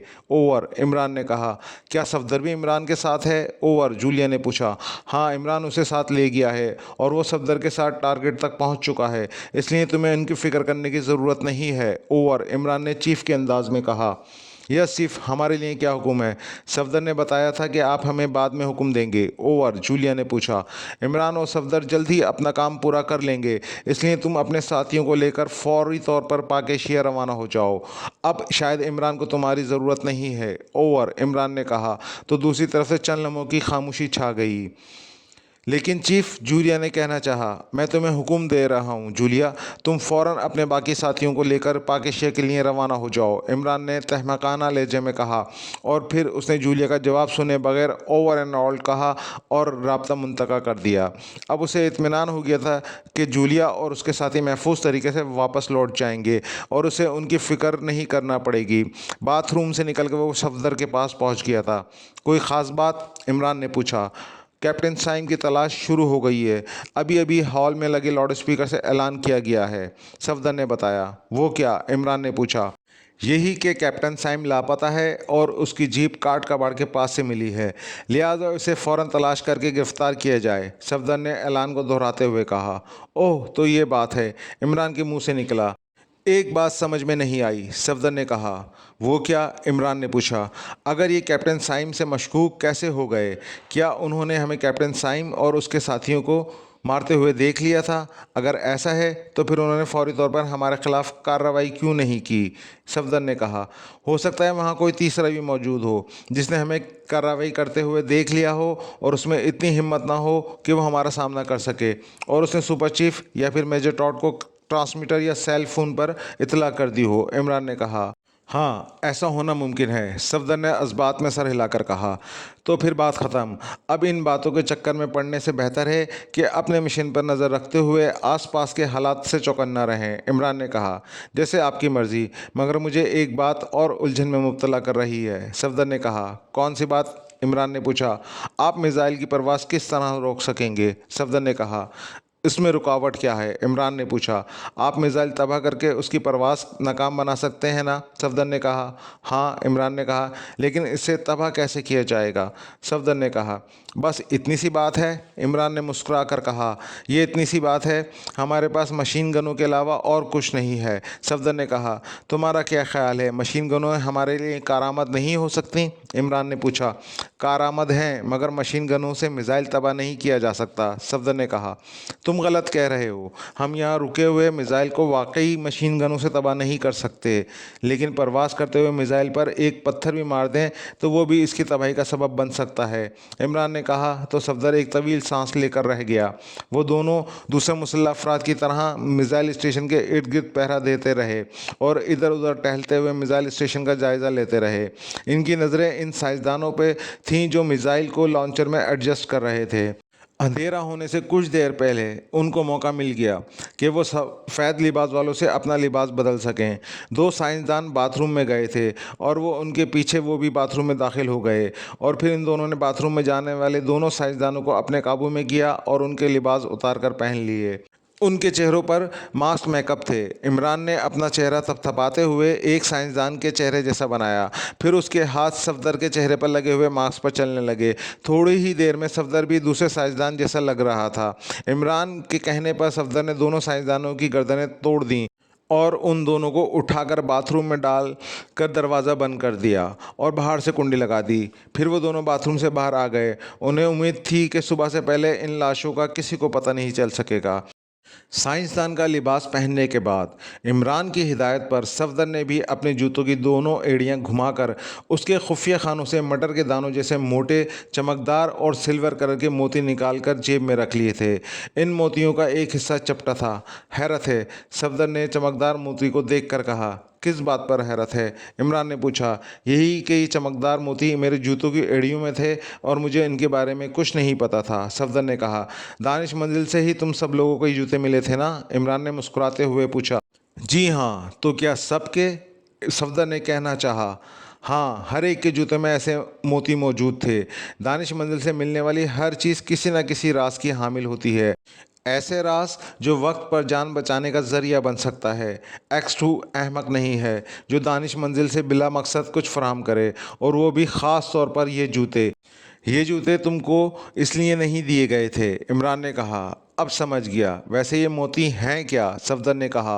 ये मोती मेगा ब्लास्टर बम हैं, जिनको मखसूस अंदाज में उंगली और अंगूठे की मदद से प्रेस कर दिया जाए तो ये खुद ब खुद चार्ज हो जाते हैं और फिर 1 घंटे बाद ये धमाके से फटते हैं और हर चीज़ को निस्तो नाबूद कर देते हैं। ये ऐसे मेगा ब्लास्टर हैं जिनसे रेड ब्लॉक्स की मजबूत दीवारें भी तोड़ी जा सकती हैं, जिनके बारे में कहा जाता है कि इन दीवारों को एटम बम से भी तबाह नहीं किया जा सकता। हमें अब ये मेगा ब्लास्टर बम थर्ड अप डाउन मिसाइल तक पहुंचाना है और उन्हें मिसाइल के निचले हिस्से में लगाना है, इमरान ने कहा। ठीक है, मैं समझ गया, सफदर ने कहा और फिर वो मिसाइल लॉन्चर की तरफ बढ़ने लगे। इनके लिबास के सीने पर नाम गड़े हुए थे और अपना नाम पढ़कर याद कर लो, कहीं धोखा ना खा जाना, इमरान ने कहा। मैंने देख लिए हैं और मेरी याददाश्त इतनी कमज़ोर नहीं है कि मैं नाम भूल जाऊं, सफदर ने मुस्कुरा कर कहा। अच्छी बात है, इमरान ने कहा। तो क्या आप अब इस बात को मानते हैं कि हम आपके साथ यहाँ महज व तफरी करने नहीं आए बल्कि मिशन अप डाउन को तबाह करने के लिए आए थे, सफदर ने कहा। मेरे मानने या मानने से क्या होता है, ये सब चीफ़ की ही मेहरबानियाँ हैं जिसने हमारे रंग में भंग डाला है। मैं तुम सबको वाकई सैर व तफरी कराने की गर्ज से ही यहाँ लाया था। मैंने सोचा था कि बर्फ़पोश पहाड़ों में जाकर अपने रकीब रू सफ़ेद का दिमाग ठंडा करूँगा और उसे इस बात के लिए मजबूर कर दूँगा कि वो मेरे हक़ में दस्तबरदार हो जाए। लेकिन अब तुम्हारे चीफ़ का क्या किया जाए, जिसने मुझे तुम सबको बर्फ़पोश पहाड़ियों की तरफ ले जाने का मौका ही नहीं दिया और ट्रांसमीटर पर कॉल करके मुझे इस मिशन पर काम करने का हुक्म दे दिया। और तुम तो जानते ही हो, चीफ़ की बात माननी ही पड़ती है, वरना वो गैबी हालत में आकर मुझे शूट कर देता, इमरान ने कहा। तो सफदर बेख्तियार हंस पड़ा। गैबी हालत में कैसे, इमरान ने कहा। क्या वो तुम्हें नज़र आता है, इमरान ने पूछा। नहीं, सफदर ने कहा। तो क्या तुमने बल्कि हम में से किसी ने इसे देखा है, इमरान ने कहा। नहीं, कभी नहीं, सफदर ने जवाब दिया। तो फिर वो ज़ाहिरी हालत में कैसे हो सकता है? जो इंसान नज़र ही ना आता हो, उसे किसी ने देखा ही ना हो, तो वो गैबी इंसान ही हो सकता है, इमरान ने कहा। तो सफदर बेख्तियार हंस पड़ा। अब आप कुछ भी कह लें, मैं यकीन से कह सकता हूँ कि आप पहले से इस सब को जानते थे। हमें यहाँ सैर व तफरीह कर से लाए ही नहीं थे, सफदर ने कहा। इस यकीन की वजह, इमरान ने कहा, आपका फैशन शो में दिलचस्पी लेना और आपकी नज़रों का वहाँ किसी ख़ास को तलाश करना। ना सिर्फ मैंने भाप लिया था बल्कि कैप्टन शकील को भी ये यकीन हो गया था कि हम यहाँ किसी ख़ास मकसद के लिए आए हैं, सफदर ने कहा। गोया मेरी नज़रों ने मेरा भांडा फोड़ दिया था, इमरान ने कर्राह कर कहा। जी हाँ, सफदर ने असबात में सर हिलाकर कहा। कोई बात नहीं, मैं अपनी नज़रों को आइंदा संभाल कर रखूँगा, बल्कि जब भी तुम्हें किसी तफरी मिशन पर लेके जाऊँगा तो मैं अपनी आंखें बंद करके ही रखूँगा ताकि तुम और कैप्टन शकील मेरी नज़रों को पहचान ना सको, इमरान ने कहा। तो सफदर एक बार फिर हंस पड़ा। अगर हम सब मिशन अप डाउन पर काम करने के लिए यहाँ आए थे तो फिर हमारे बाकी साथी कहाँ हैं? वो यहाँ क्यों नहीं भेजे? चीफ ने मुझसे कहा था कि फ़िलहाल मैं उन्हें उनके कमरों में जाने का कह दूँ और बाद में वो मिस जूलिया से खुद बात करेंगे और उन्हें खुद हिदायत देंगे कि उन्हें क्या करना है, सफदर ने कहा। मेरी अभी थोड़ी देर पहले चीफ से बात हुई थी। मैंने चीफ को बता दिया है कि मैं तुम्हारे साथ टारगेट तक पहुँच गया हूँ, इसलिए अब हमें अपने साथियों की ज़रूरत नहीं है। शागल जैसे पागल को अगर ये इल्म हो गया कि पाकेशिया सीक्रेट सर्विस के मेंबर काफिरिस्तान में मौजूद हैं तो वो या फिर काफिरिस्तान की कोई और एजेंसी हाथ धोकर उनके पीछे पड़ जाएगी। इसलिए मैंने चीफ से कहा है कि वो जूलिया को कॉल करें और उन्हें पाकेशिया वापस बुला लें। हमने भी जल्द अपना काम ख़त्म करके वापस लौट आएंगे, इमरान ने कहा। तो सफदर ने एक तवील सांस ली। अब हमारा काम ही कितना है, हम टारगेट तक पहुँच चुके हैं, इसे तबाह करना है और यहाँ से निकल जाना है। मुझे तो ये काम आसान मालूम हो रहा है, सफदर ने कहा। इस ख्याल की वजह से गफलत में मार मत खा लेना, इमरान ने कहा। जी नहीं, अब मैं इतना अहमक भी नहीं हूँ, सफदर ने कहा। वो इमारत से उस पुल पर निकल आए जो मिसाइल तक चला गया था। यह ऑटोमेटिक पुल था जो मिसाइल के निचले हिस्से से इसकी चोटी तक जाता था। इस पर चढ़कर साइंसदान और टेक्नीशियन मिसाइल पर काम कर रहे थे। मिसाइल फायर होते ही पुल खुद ब खुद हट जाते थे और दूसरी तनसीबात भी अलग हो जाती थी जो मिसाइल को सहारा देकर खड़ी थीं। वो दोनों आहिस्ता आहिस्ता चलते हुए मिसाइल के करीब जा पहुँचे। मिसाइल के करीब आते ही इमरान का हाथ जेब से बाहर आया तो इसमें दो मोती थे। इसके हाथ तेज़ी से हरकत में आए और दूसरे ही लम्हे इसके हाथ से निकलकर मोती मिसाइल के निचले हिस्से में यूं चिपक गए जैसे लोहा मकनातीस से चिपक जाता है। वो मज़ीद आगे बढ़े। यहाँ चंद टेक्नीशियन मिसाइल के अंदर दाखिल होने वाले दरवाजे की चेकिंग कर रहे थे। इमरान भी सफदर के हमरा उनके पीछे आ गया। फिर अंदर जाकर उसने दरवाजे का अंदरूनी हिस्सा देखा और बाहर निकल आया। बाहर आने से पहले इसने मज़ीद 4 मोती मिसाइल के मुख्तलिफ़ हिस्सों में चिपका दिए थे। इन मोतियों की एक और हैरत अंगेज़ खासियत थी और वो खासियत ये थी कि ये मोती जिस जगह चिपकते थे वहाँ किए हुए रंग के मुताबिक उसी रंग में बदल जाते थे, जिसकी वजह से उन्हें आसानी से देखा नहीं जा सकता था। और करीब जाने पर भी ऐसा ही लगता था जैसे धातों पर स्क्रू लगे हुए हों। वो घूम फिर कर मिसाइल के मुख्तलिफ हिस्सों से मोती चिपका रहे थे और फिर आखिरी मोती चिपकाकर जब वो इमारत में दाखिल हो रहे थे तो इमरान ठिठक गया। इसने तेज़ी से सफदर का हाथ पकड़ा और उसे लेकर वापस पुल पर जा पहुंचा। उस पुल से दूसरे पुल तक जाने के लिए एक तिरछी सीढ़ी लगी हुई थी और वो इसी पर उतरकर दूसरे पुल की तरफ बढ़ने लगे। क्या बात है, आप किसे देखकर चौंके थे? सफदर ने पूछा। सुपर चीफ और उसके साथ मेजर टॉड और मादाम सलीना को देखकर। वो शायद मिसाइल देखने के लिए इसी तरफ आ रहे हैं, इमरान ने कहा। आप सुपर चीफ को कैसे जानते हैं? सफदर ने पूछा। वो सर से पांव तक सिया लिबास में छुपा हुआ है। मेजर टॉड मुझे जिस कमरे में ले गया था वहाँ उसने मेरी विजुअल स्क्रीन पर सुपर चीफ से बात करवाई थी। अब जो सिया पोश मेजर टॉड और मादाम सलीना के साथ यहाँ आया है उसने वही लिबास पहन रखा था, इमरान ने सीढ़ियाँ उतरते हुए बताया। क्या आप ये नहीं जानते कि सियापोश कौन है और उसका असल नाम क्या है? सफदर ने पूछा। जानता हूँ, विजुअल स्क्रीन पर जब वो मेरे सामने आया था तो मैंने इसकी आंखें देखी थीं और इसकी आंखें देखते ही मुझे इल्म हो गया था कि वो कौन हो सकता है, इमरान ने कहा। कौन है वो? सफदर ने पूछा। लेकिन इससे पहले कि इमरान इसकी बात का जवाब देता उसी लम्हे ज़ाई की आवाज़ के साथ इमरान के कान के पास से एक गोली गुजरती चली गई। इमरान फ़ौरन झुक गया। उसके झुकते ही सफदर ने भी सर नीचे कर लिया। उन्होंने सर उठाकर देखा। पुल पर ठीक उस जगह जहाँ से वो सीढ़ियाँ उतर कर आए थे वहाँ सियापोश, सुपर चीफ, मेजर टॉड और मादाम सलीना खड़े थे। मेजर टॉड के हाथ में रिवॉल्वर था जिसकी नौल से धुआं निकल रहा था। मेजर टॉड ने दूसरा फायर किया और गोली इमरान के सर के करीब लोहे और गार्डर से टकराई और चट कर मिसाइल की तरफ चली गई। जल्दी करो, निकलो यहाँ से, उन्होंने हमें देख लिया है, इमरान ने तेज़ लहजे में कहा और मुड़कर तेज़ी से आखिरी चारों सीढ़ियों पर से जस्ट लगा दी। वहाँ दो अफराद मौजूद थे। इमरान ने उछलकर यकलक उन पर हमला कर दिया और दोनों मुसल्लह अफराद को रगेदता हुआ पुल पर गिर गया और जो उन पर फायर करने वाले थे। सफदर भी एक ही जस्ट में वहाँ पहुँच गया। इमरान ने लम्हों में ही दोनों मुसल्लह अफराद को ढेर कर दिया था। इस दौरान सुपर चीफ, मेजर टॉड और मादाम सलीना भी दौड़ते हुए इसी तरफ आ गए। अब सुपर चीफ के हाथों में भी एक रिवॉल्वर दिखाई दे रहा था। उन दोनों ने आगे आते ही इमरान और सफदर पर फायर करना शुरू कर दिए। भागो जल्दी, इमरान ने कहा और तेजी से इमारत की तरफ दौड़ पड़ा। पकड़ो उन्हें, गोली मार दो, जाने मत देना, उन्हें दौड़ता देखकर सुपर चीफ ने चिल्लाते हुए कहा। मगर उस पुल पर उस वक्त वही दो मुसल्लह अफराद मौजूद थे जो इमरान के हाथों हलाक हो चुके थे। अलबत्ता वहाँ 4-5 साइंसदान और 2 टेक्नीशियन भी मौजूद थे, मगर उनमें से किसी की जरूरत नहीं हुई कि वो उन्हें पकड़ सकते। इमारत में दाखिल होते ही वो दोनों फुर्ती से राहदारी में दौड़ पड़े। अपने अक़ब में वो कर्नल टॉड और चीफ सुपर चीफ की चीखने चिल्लाने की आवाज़ें सुन रहे थे, मगर अब वो कहाँ रुकने वाले थे। उन्होंने जेबों से रिवॉल्वर निकाल लिए थे और हर सामने आने वाले मुसल्लह अफराद को शूट करते जा रहे थे। फिर एक जगह रुककर उन्होंने सफ़ेद लिबास उतार फेंके। सफ़ेद लिबासों के नीचे उन्होंने मुसल्लह अफराद के लिबास पहन रखे थे। उन्होंने सामने पड़ी हुई 2 मुसल्लह अफराद की लाशों पर झुककर उनकी मशीन गनें उठाईं और उनकी कमरों से बंधे हुए मैगज़ीन बेल्ट उतार लिए। उनकी मैगज़ीन बेल्ट उठाकर वो फिर दौड़ पड़े। दौड़ते हुए उन्होंने मैगज़ीन बेल्ट्स अपने कमरों से बांध लीं और मशीन गनें संभाले दौड़ते चले गए। पूरे इलाकों में शोर बरपा था। बेशुमार अफराद उन्हीं की तरफ मशीन गनें संभाले इधर उधर दौड़ते फिर रहे थे। इमरान कोशिश कर रहा था कि मिसाइल स्टेशन की निचली मंजिल में पहुंच जाए, वहीं से वो अपनी हिफाजत का इंतज़ाम कर सकते थे।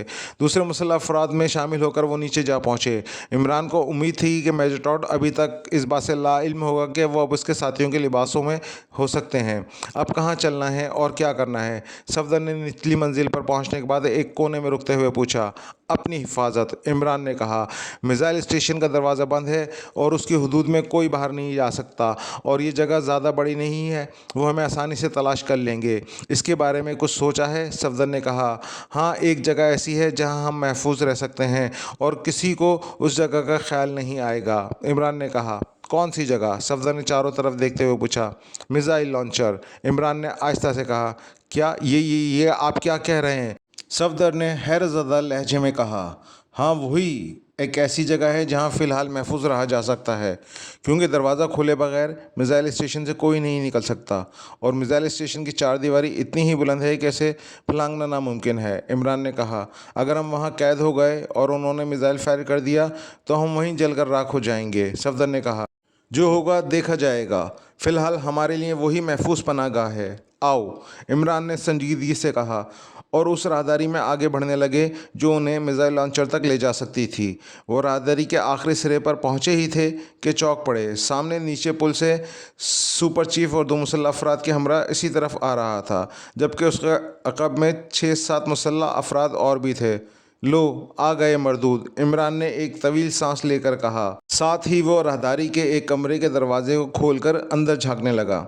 इमरान का मतलब समझकर सफदर दूसरे दरवाजे को खोलकर अंदर झांकने लगा। सुपर चीफ और उसके साथ आने वाले मुसल्लह अफराद जो कि निचले पुल पर थे और सीढ़ियाँ चढ़ रहे थे, उन्होंने इन दोनों को अभी तक नहीं देखा था। इनके कदमों की चाप करीब आती जा रही थी और वो इनके सरों पर पहुंच गए। सफदर फ़ौरन कमरे के अंदर दाखिल हो गया। जबकि इमरान ने मुड़कर सुपर चीफ को सलूट किया तो वह सर हिलाता हुआ आगे बढ़ता चला गया।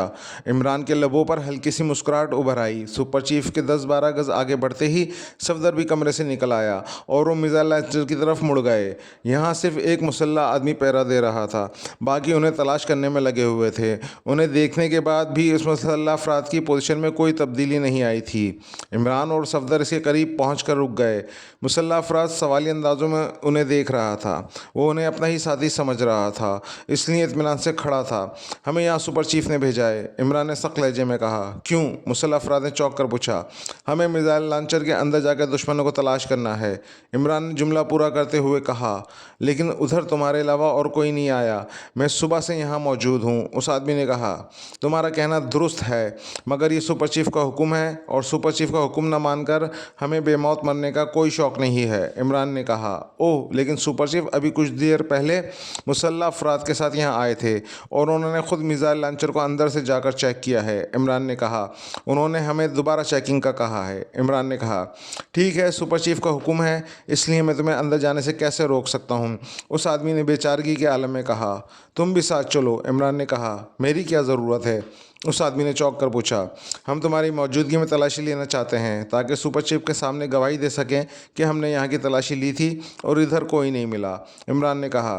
तलाशी से पहले तुम कैसे कह सकते हो कि उधर कोई नहीं मिला, उस आदमी ने मुंह बनाते हुए कहा। तुम्हारी बात पे एतबार करके अभी तुमने कहा कि तुम सुबह से यहाँ हो और इधर कोई नहीं आया, इमरान ने कहा। ओह हाँ, उस आदमी ने कहा। फिर चलो तलाशी ले लेते हैं, इमरान ने कहा। हाँ चलो, उस आदमी ने सर हिलाते हुए कहा और वो उस आदमी के हमरा मिसाइल लॉन्चर के रूम में दाखिल हो गए। अब वो मिसाइल के इंजनों के ठीक नीचे थे। मिसाइल इनके सरों से 100 फीट की बुलंदी पर खड़ा चमक रहा था। उसके इंजन बंद थे। यही वजह थी कि अभी यहाँ बर्फ़ की सी ठंडक थी। दूसरी सूरत में ये जगह इस तरह गर्म हो जाती कि जैसे आतिशफ़िशा का दहाना हो। वो उसके साथ आगे बढ़े और फिर मिसाइल लॉन्चर रूम के आखिरी हिस्से में पहुँच रुक गए। क्या हुआ, उस आदमी ने उन्हें रुकते देखकर पूछा। ये जगह मुनासिब है, इमरान ने सफदर से कहा। किस सिलसिले में, उस आदमी ने कुछ न समझने वाले लहजे में पूछा।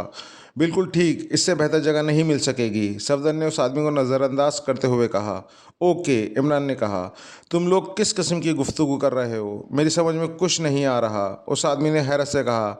आ जाएगा समझ में, अपने औक़ब में तो देखो, इमरान ने कहा। क्या है, उस आदमी ने कहा और फ़ौरन पीछे की तरफ मुड़ गया।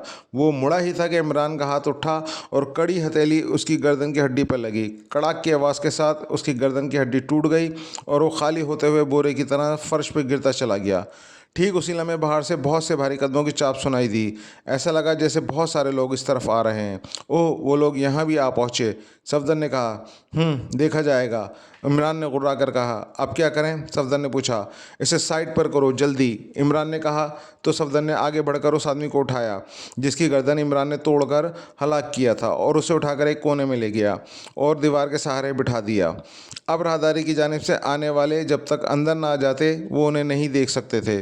कदमों की चाप मिसाइल लॉन्चर रूम के दाखिली दरवाज़ों तक आकर रुक गई थी। आने वाले मुसल्लह अफराद ही थे और उनकी तादाद 6-7 के लगभग हो सकती थी, ये इमरान का अंदाज़ा था। हम यहाँ भी फंस गए, सफदर ने सरगोशाना लहजे में कहा। खामोश और चौकन्ने रहो, इमरान ने गुर्रा कर कहा। वो तो मैं हूँ ही, मगर क्या इन लोगों ने हमें इस तरफ आते हुए देख लिया था, सफदर ने उसी अंदाज में कहा। अगर ऐसा होता तो वो एक लम्हा ज़ाया किए बगैर अंदर घुस आते, इमरान ने कहा। मुमकिन है अंदर घुसने वाले ही हों, सफदर ने कहा। ऐसा हो भी सकता है, मगर इस वजह से नहीं कि उन्होंने हमें इस तरफ आते देख लिया है, इमरान ने कहा। तो फिर, सफदर ने पूछा। वो अपने साथी की वजह से, और वो अपने साथी की तलाश में अंदर आ सकते हैं, क्योंकि वह अंदर आके सो तो नहीं गया। इमरान ने कहा। अगर ऐसा हुआ और उन्होंने अंदर आके तलाशी लेना शुरू की तो हम क्या करेंगे? सफदर ने कहा। क्या मतलब? इमरान ने पूछा। मतलब ये कि यहाँ तो अब छुपने की कोई जगह भी नहीं है, सफदर ने कहा। इमरान ने सर हिला दिया। बात माकूल थी। अगर वो लोग अंदर आ जाते तो यकीनन इनके पास छुपने की जगह नहीं थी और वो आसानी से पकड़ लिए जाते। फिर क्या किया जाए? इमरान ने कहा। मैं क्या कह सकता हूँ, सफदर ने कहा। तो इमरान खामोश हो गया। वो गौर से मिसाइल लॉन्चर रूम के हर हिस्से का जायज़ा ले रहा था, लेकिन वहाँ छुपने की कोई जगह नज़र नहीं आ रही थी। फिर अचानक एक जगह उसकी नज़रें रुक गईं। उसी लम्हे सफदर ने एक आदमी का पैर अंदर आते देखा तो उसका दिल उछलकर हलक में आ गया। वो अंदर आ रहे हैं, सफदर ने सरसराते हुए लहजे में कहा। इमरान की नज़रें भी दरवाजे पर जमी हुई थीं। उनकी आमद उन दोनों की मौत का बाइस बन सकती थी। उनके जिस्मों में बेख्तियार सनसनी सी दौड़ती चली गई। आखिर वो दोनों कहाँ जा सकते हैं? सुपर चीफ दहाड़ रहा था और मिसाइल स्टेशन के तमाम मुसल्लह अफराद कतार में इसके सामने सर झुकाए खड़े थे। हमने मिसाइल स्टेशन का चप्पा चप्पा देख डाला है सुपर चीफ, लेकिन वो नहीं मिले। एक आदमी ने हिम्मत करके कहा। मैं भी तुमसे यही पूछ रहा हूँ, नॉनसेंस। वो सब तुम सबकी नज़रों से बचकर कहाँ जा छुपे हैं? सुपर चीफ ने चीखते हुए कहा। कहीं वो बाहर तो नहीं निकल गए? करीब खड़ी मदाम सलीना ने अपने ख्याल का इजहार करते हुए कहा तो सुपर चीफ ने उसे तेज़ नज़रों से घूरने लगा। नॉनसेंस, तुम्हें यह भी नहीं पता कि मिसाइल स्टेशन के दरवाजे उनके सामने आने से पहले बंद कर दिए गए थे और उन दरवाज़ों के अलावा यहाँ से बाहर जाने का कोई और रास्ता नहीं है? सुपर चीफ ने गुर्रा कर कहा। सॉरी चीफ, मैं यहाँ भी आपके साथ आई हूँ, इसलिए मुझे इस हकीकत का इल्म नहीं था, मदाम सलीना ने हकलाते हुए कहा। मुझे यकीन है वो दोनों अभी यहीं हमारे दरमियान ही कहीं मौजूद हैं। एक बार फिर उन्हें तलाश करो, सुपर चीफ ने कहा। Yes super chief, madam Selina ने कहा। मेजर टॉट, सुपर चीफ ने मेजर टॉप से मुखातिब होकर कहा। Yes super chief, major Todd ने मुअद्दबाना लहजे में कहा। हो सकता है उन्होंने हमारे साथियों के लिबास पहन लिए हों और वो उन जैसे मेकअप कर लिए हों और अब वो हमारे साथ ही यहीं कहीं खड़े हों, इसलिए तुम फ़ौरन यहाँ मौजूद तमाम अफराद के मेकअप चेक कराओ और तुम्हें किसी भी मामूली सा भी शक हो तो उसे फ़ौरन गोली मार दो, सुपर चीफ ने कहा। ओ यस सुपर चीफ, ऐसा मुमकिन है। मैं उन सब के मेकअप चेक कराने के इंतजामात कराता हूँ, मेजर टॉट ने चौंकते हुए कहा। एक जगह ऐसी भी है जहाँ उन्हें नहीं देखा गया होगा, सुपर चीफ ने कुछ सोचते हुए कहा। वो कौन सी जगह सुपर चीफ? मदाम सलीना ने पूछा। मिसाइल लॉन्चर का अंदरूनी हिस्सा। क्या किसी ने वहाँ की तलाशी ली है? सुपर चीफ ने कहा। यस सर, तलाशी ली है और हमें उस जगह भी कोई नज़र नहीं आया, सामने खड़े हुए आदमी ने कहा। एक बार फिर पूरे मोबाइल स्टेशन की तलाशी लो, चप्पे चप्पे पर उनको तलाश करो। मैं हर हाल में उन दोनों को अपने सामने देखना चाहता हूँ, जिंदा या मुर्दा, समझे? सुपर चीफ ने गुर्राहट भरे लहजे में चीख कर कहा। यस सुपर चीफ, इन सब ने बैक वक्त कहा। जाओ और उन्हें पकड़कर फ़ौरन मेरे सामने लाओ, सुपर चीफ ने दहाड़ते हुए कहा और वहां मौजूद तमाम मुसल्लह अफराद तेज़ी से मुड़कर कमरे से दौड़ते हुए बाहर निकलते चले गए। मेजर टॉट और मादाम सलीना ही वहां रह गए थे। आखिर वो कहाँ जा सकते हैं? मादाम सलीना ने खुद कलामी के अंदाज में कहा। मिसाइल स्टेशन में बहुत सी जगह ऐसी हो सकती हैं जहाँ वो छुप सकते हैं, मेजर टॉट ने जवाबन कहा। मसलन कहाँ? वो कहाँ छुप सकते हैं? मादाम सलीना ने उसकी तरफ गौर से देखते हुए कहा। मिसाइल लॉन्चर रूम में, इमारत की छत पर, किसी बाथरूम में, या सामान के किसी स्टोर या खाली पेटी में, या फिर वहाँ जहाँ टूटे फूटे फर्नीचर का काट कबाड़ा मौजूद है, मेजर टॉट ने कहा। ओह, तो क्या इन जगहों को चेक नहीं किया गया? मदाम सलीना ने चौंक कर कहा। किया गया है, लेकिन मेरा अंदाज़ा है कि इन सब ने ध्यान से किसी जगह की तलाशी नहीं ली। इन जगहों की तलाशी के लिए मुझे खुद जाना पड़ेगा, मेजर टॉट ने कहा। यही बेहतर है। वो तरबियाता एजेंट हैं और तुम उनकी नफ्सियात समझ सकते हो। हमारे आदमी तरबियत याफ्ता सीक्रेट एजेंटों की चालों को नहीं समझ सकते, इसलिए तुम उन्हें तलाश करो। मुझे यकीन है तुम अपनी भरपूर सलाहियतों को बरूएकाल लाकर उन्हें ढूंढ लोगे, सुपर चीफ ने कहा। अगर हम 2 ग्रुप बना लें तो हम वाकई उन्हें तलाश कर सकते हैं, मदाम सलीना ने कहा। क्या मतलब? कैसे ग्रुप? सुपर चीफ ने चौंक कर कहा। मतलब ये कि एक दस्ते की कमान मेजर टॉट करे, दूसरे की मैं, और फिर हम दोनों मिलकर पूरे मिसाइल स्टेशन में उन्हें तलाश करें। इस तरह कम वक्त में हम दोनों में से कोई ना कोई उन्हें ढूंढ ही लेगा, मदाम सलीना ने कहा। गुड, इस तरह वाकई कम वक्त में ढूंढा जा सकता है, मेजर टॉड ने कहा और मादाम सलीना तायद तलब अंदाज में सुपर चीफ को देखने लगीं। बहुत अच्छा मशवरा है तुम्हारा, तुम भी सलाहियतों में मेजर टॉड से कम नहीं हो। जाओ तुम दोनों और जाकर उन्हें ढूंढो और उन्हें जिंदा या मुर्दा मेरे सामने पेश करो, सुपर चीफ ने कहा। यस सुपर चीफ, उन दोनों ने एक साथ कहा। मुझसे रब्ता रखना ताकि मैं सूरत हाल से वाकिफ़ रहूं, सुपर चीफ ने कहा। Yes super chief, major Todd ने कहा। ऐसा तो नहीं कि ये लोग कैप्टन साइम के साथी हों और उन्होंने ही कैप्टन साहब को गायब किया हो, क्योंकि वो काफ़ी अरसे से यहाँ है और यहाँ एक एक जगह के बारे में जानता है, मैदाम सलीना ने कहा। वो काफ़ी देर से इस बारे में सोच रही थी। हाँ, हो सकता है वो अभी तक लापता है और के रिकॉर्ड से पता लगता है कि वो बेहद चालाक और ज़हीन आदमी है। ऐसे लोग ख़तरात पहले से भांप लेते हैं, सुपर चीफ ने कहा। लेकिन कैप्टन साइम को किसी ने अंदर आते नहीं देखा, सुपर चीफ, मेजर टॉड ने कहा। उससे क्या फ़र्क पड़ता है, किसी ने इन दोनों को भी अंदर दाखिल होते हुए नहीं देखा था, लेकिन फिर भी वो अंदर तो आए हैं, सुपर चीफ ने गुर्रा कर कहा। Yes super chief, major Todd ने इस बात में सर हिलाकर कहा। उसी लम्हे मेजर टॉड की जेब में मौजूद सेल फोन की घंटी बज उठी तो वो बेख्तियार चौंक पड़ा। उसने फ़ौरन जेब से जदीद साख्त का सेल फ़ोन निकाला और स्क्रीन पर डिस्प्ले देखने लगा। जिसका भी फ़ोन है, फ़ोन का लाउडर ऑन करो, सुपर चीफ ने कहा तो मेजर टॉड ने इस बात में सर हिलाकर सेल फ़ोन कान से लगाने के बजाय इसका लाउडर ऑन कर दिया। मेजर टॉड बोल रहा हूँ, मेजर टॉड ने कराहत लहजे में कहा। सिक्योरिटी इंचार्ज बोल रहा हूँ, आवाज़ आई। क्या रिपोर्ट है, मेजर टॉड ने उसी अंदाज में कहा। एक बाथरूम से अपने 2 साइंसदानों की लाशें मिली हैं, इंचार्ज ने कहा। तो ना सिर्फ मेजर टॉड बल्कि मादाम सलीना और सुपर चीफ भी चौंक पड़े। क्या ये उन्हीं साइंसदानों की लाशें हैं जिनके लिबादे एक जगह पड़े हुए मिले थे, मेजर टॉड ने कहा। यस सर, सिक्योरिटी इंचार्ज ने जवाब दिया। ओके, इन लाशों को उठा के ले जाओ और बर्की भट्टी में डालकर जलाकर भस्म कर दो, मेजर टॉड ने कहा और राब्ता मुनक़ता कर दिया। अब ये लोग सही तरह से तलाश कर रहे हैं, मेजर टॉड ने राब्ता मुनक़ता करने के बाद कहा। क्या मतलब, मादाम सलीना ने पूछा। अगर ये लोग पहले से सही तरीके से तलाशी ले लेते तो इन लाशों को उसी वक्त दरियाफ़्त कर लेते, मेजर टॉड ने कहा। हाँ, इन लोगों ने पहले गफलत बरती है, मगर अब वो ठीक तरह से तलाशी ले रहे हैं, सुपर चीफ ने कहा। यस सुपर चीफ, अगर उन्होंने गफलत ना बरती होती तो ये लोग यहाँ पहुँच ही नहीं सकते थे। बहरहाल जो होना था वो हो गया। अब मैं खुद उनकी तलाश में जा रहा हूँ। मैं जल्द ही उनकी शहरों तक पहुँच जाऊँगा। एक बार वो मुझे नज़र आ गए तो वो मेरे हाथों हलाक हुए बगैर नहीं जा सकेंगे, मेजर टॉड ने कहा। कोशिश करना वो दोनों ज़िंदा पकड़ लिए जा सकें ताकि उनसे मालूम किया जा सके कि वो यहाँ कैसे पहुँचे और इतने अरसे तक उन्होंने हमको खुद से कैसे छुपाया, सुपर चीफ ने कहा। यस सुपर चीफ, और हाँ, ब्लू बर्ड के 4 अफराद से जिस खुफिया रास्ते के बारे में मालूम हुआ था, उस रास्ते को ख़त्म करने के लिए कोई कार्रवाई नहीं की गई।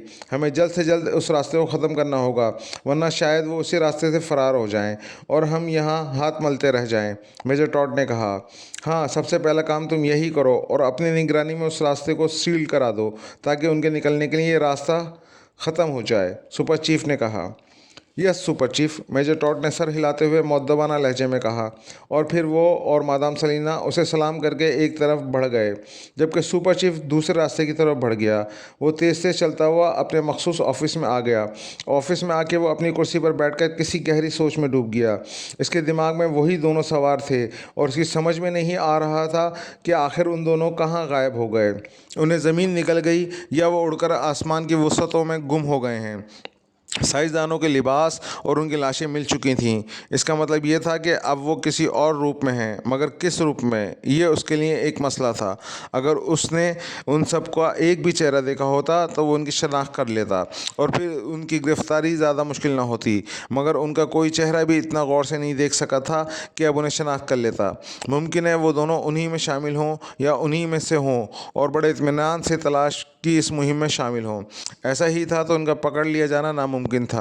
तो फिर क्या तरीक़ाकार इख्तियार किया जाए कि वो दोनों पकड़े जा सकें। वो सोचता रहा और वक्त गुजरता रहा। उसे इसका एहसास ही नहीं हो सका कि वक्त कितनी तेज़ी से गुजर रहा है। वो चौंका उस वक्त जब मेज़ पे पड़े हुए फ़ोन की घंटी बजी। यस, सुपर चीफ ने रिसीवर कान से लगाते हुए मखसूस अंदाज में कहा। टॉम थी बोल रहा हूँ, कंट्रोल रूम से जनाब, दूसरी जानिब से आवाज़ आई। क्या बात है, सुपर चीफ ने चौंक कर पूछा। तमाम तैयारियां मुकम्मल हो चुकी हैं। Good show. मिसाइल को अब कब तक फायर कर सकते हैं, सुपर चीफ ने पूछा। मिसाइल सुबह ठीक 5 बजे फायर किया जा सकता है सर, टॉम थी ने कहा। क्या तुमने इसे मुकम्मल तौर पर चेक किया है? इसमें कोई खामी तो नहीं? क्या ये मिसाइल पर कोई ब्लास्टिंग डिवाइस तो नहीं लगी हुई? सुपर चीफ ने कहा। यस सर, हमने पूरी तरह से मुतमईन है। मिसाइल हर लिहाज से ओके है और हमने इसे मुकम्मल स्कैन किया है। मिसाइल पे कोई डिवाइस नहीं है, टॉमथी ने मौदबाना लहजे में कहा।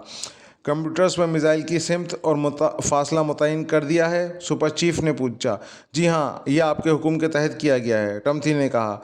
मिसाइल के फायर होने का लास्ट टाइम क्या होगा? सुपर चीफ ने पूछा। 5:30 बजे, टॉमथी ने जवाब दिया। अगर इस वक्त तक मिसाइल फायर ना किया गया तो? सुपर चीफ ने पूछा। फिर मिसाइल 24 घंटे से पहले फायर नहीं हो सकेगा, टॉमथी ने जवाब देते हुए कहा। उसकी कोई ख़ास वजह? सुपर चीफ ने पूछा। यस सर, अगर मुकर्रर वक्त पर फायर ना किया गया तो इसकी चार्ज बैटरियां डाउन हो जाती हैं और उनके डाउन होने का अमल तेज़ी से होता है, इसलिए वो दोबारा चार्ज होने में 10-12 घंटे लेते हैं, टॉमथी ने कहा। ओह, फिर तो मिसाइल को वाकई मुकर्रर वक्त पर ही फायर करना चाहिए, सुपर चीफ ने कहा। यस चीफ, अब मेरे लिए क्या हुक्म है? टॉमथी ने पूछा। विजुअल स्क्रीन पर हर लम्हा मिसाइल की निगरानी करते रहो। इस बार मैं कोई ख़तरा मोल नहीं लेना चाहता, सुपर चीफ ने कहा। आप बेफिक्र रहें सुपर चीफ, अब कोई ख़तरा नहीं है। मिसाइल को फाइल करके शेड्यूल पर कोई असर नहीं पड़ेगा, टॉमथी ने कहा। पढ़ना भी नहीं चाहिए, क्योंकि यह हमारे मिशन का आखिरी और सबसे अहम मरहला है और हमारी कामयाबी का दारोमदार इसी पर है। मिसाइल को ना सिर्फ वक्त पे फायर होना चाहिए, बल्कि इसे इस बार सीधा जाकर टारगेट को हिट भी करना चाहिए, सुपर चीफ ने कहा। यस सुपर चीफ, हम इस बार हर हाल में अपने मकसद में कामयाब होंगे, टॉमथी ने कहा।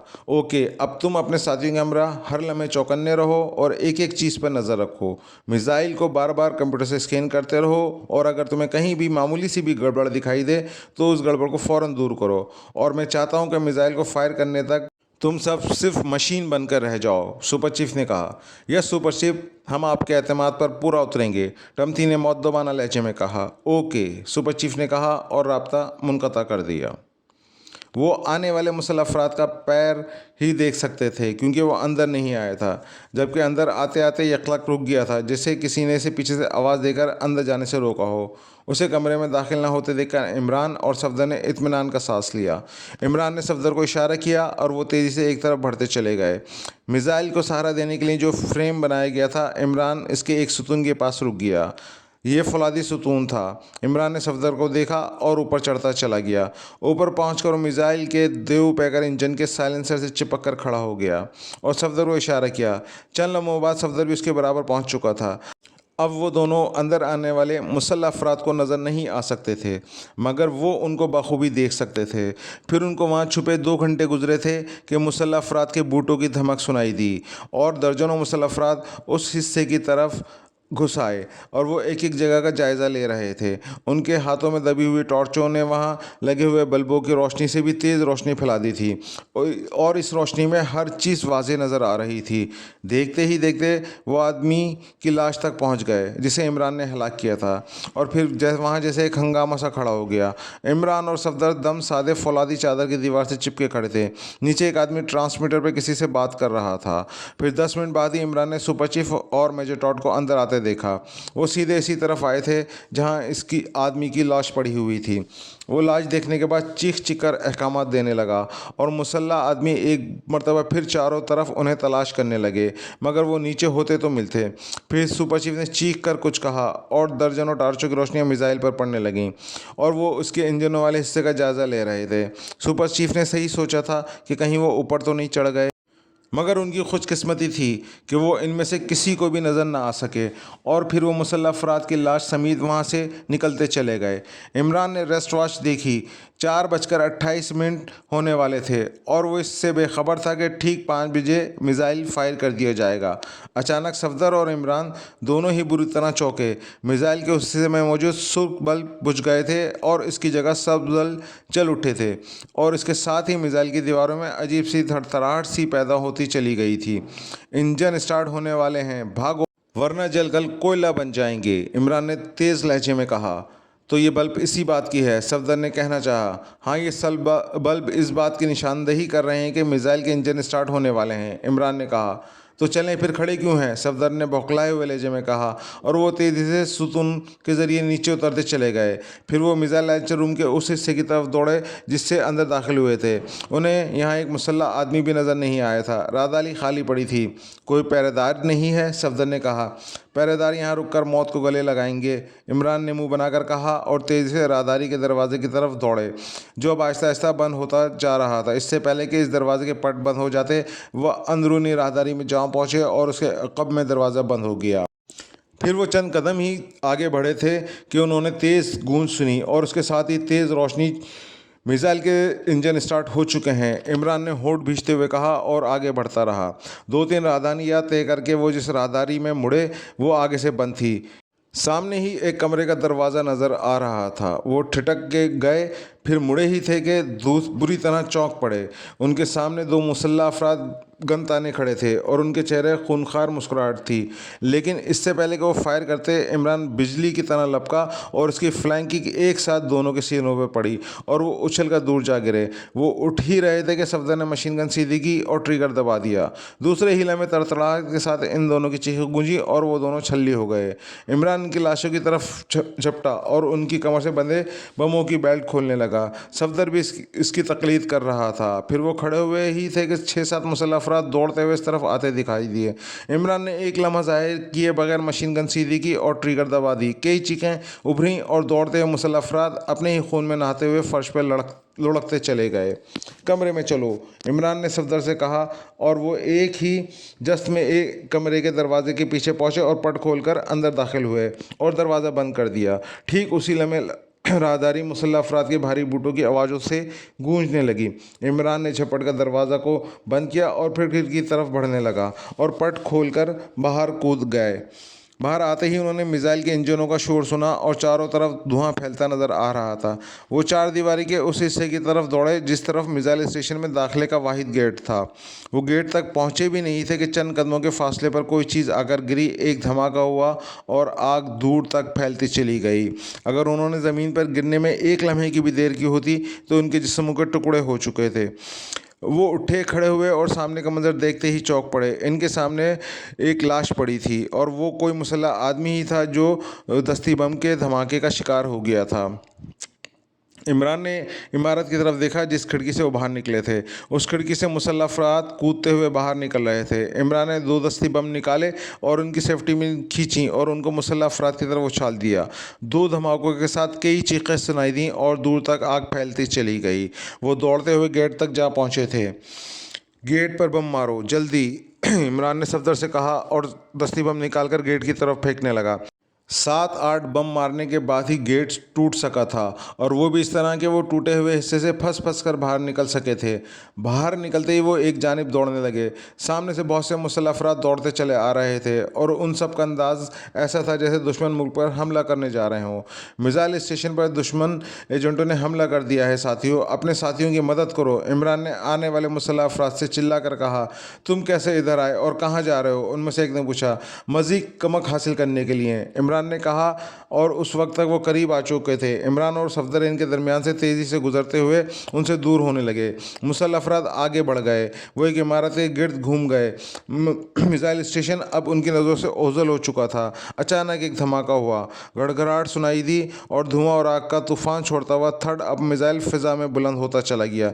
ये क्या हो गया? आप तो इसकी परवाज़ रोकना चाहते थे, सफदर ने इमरान की तरफ देखते हुए कहा। बेफिक्र रहो, इस मिसाइल कभी पहले 2 मिसाइलों जैसा हशर होगा। जैसे ही थर्ड मिसाइल बहरुल काहिल से गुजरेगा उसी लम्हे मिसाइल पर हमारे लगाए हुए ब्लास्टर ब्लास्ट हो जाएंगे और मिसाइल का निचला हिस्सा तबाह हो जाएगा और मिसाइल वायर हेड समेत समंदर बुर्द हो जाएगा। इस तरह हमारा मकसद पूरा हो जाएगा, इमरान ने इत्मीनान भरे लहजे में कहा। तो सफदर के चेहरे पर सुकून आ गया।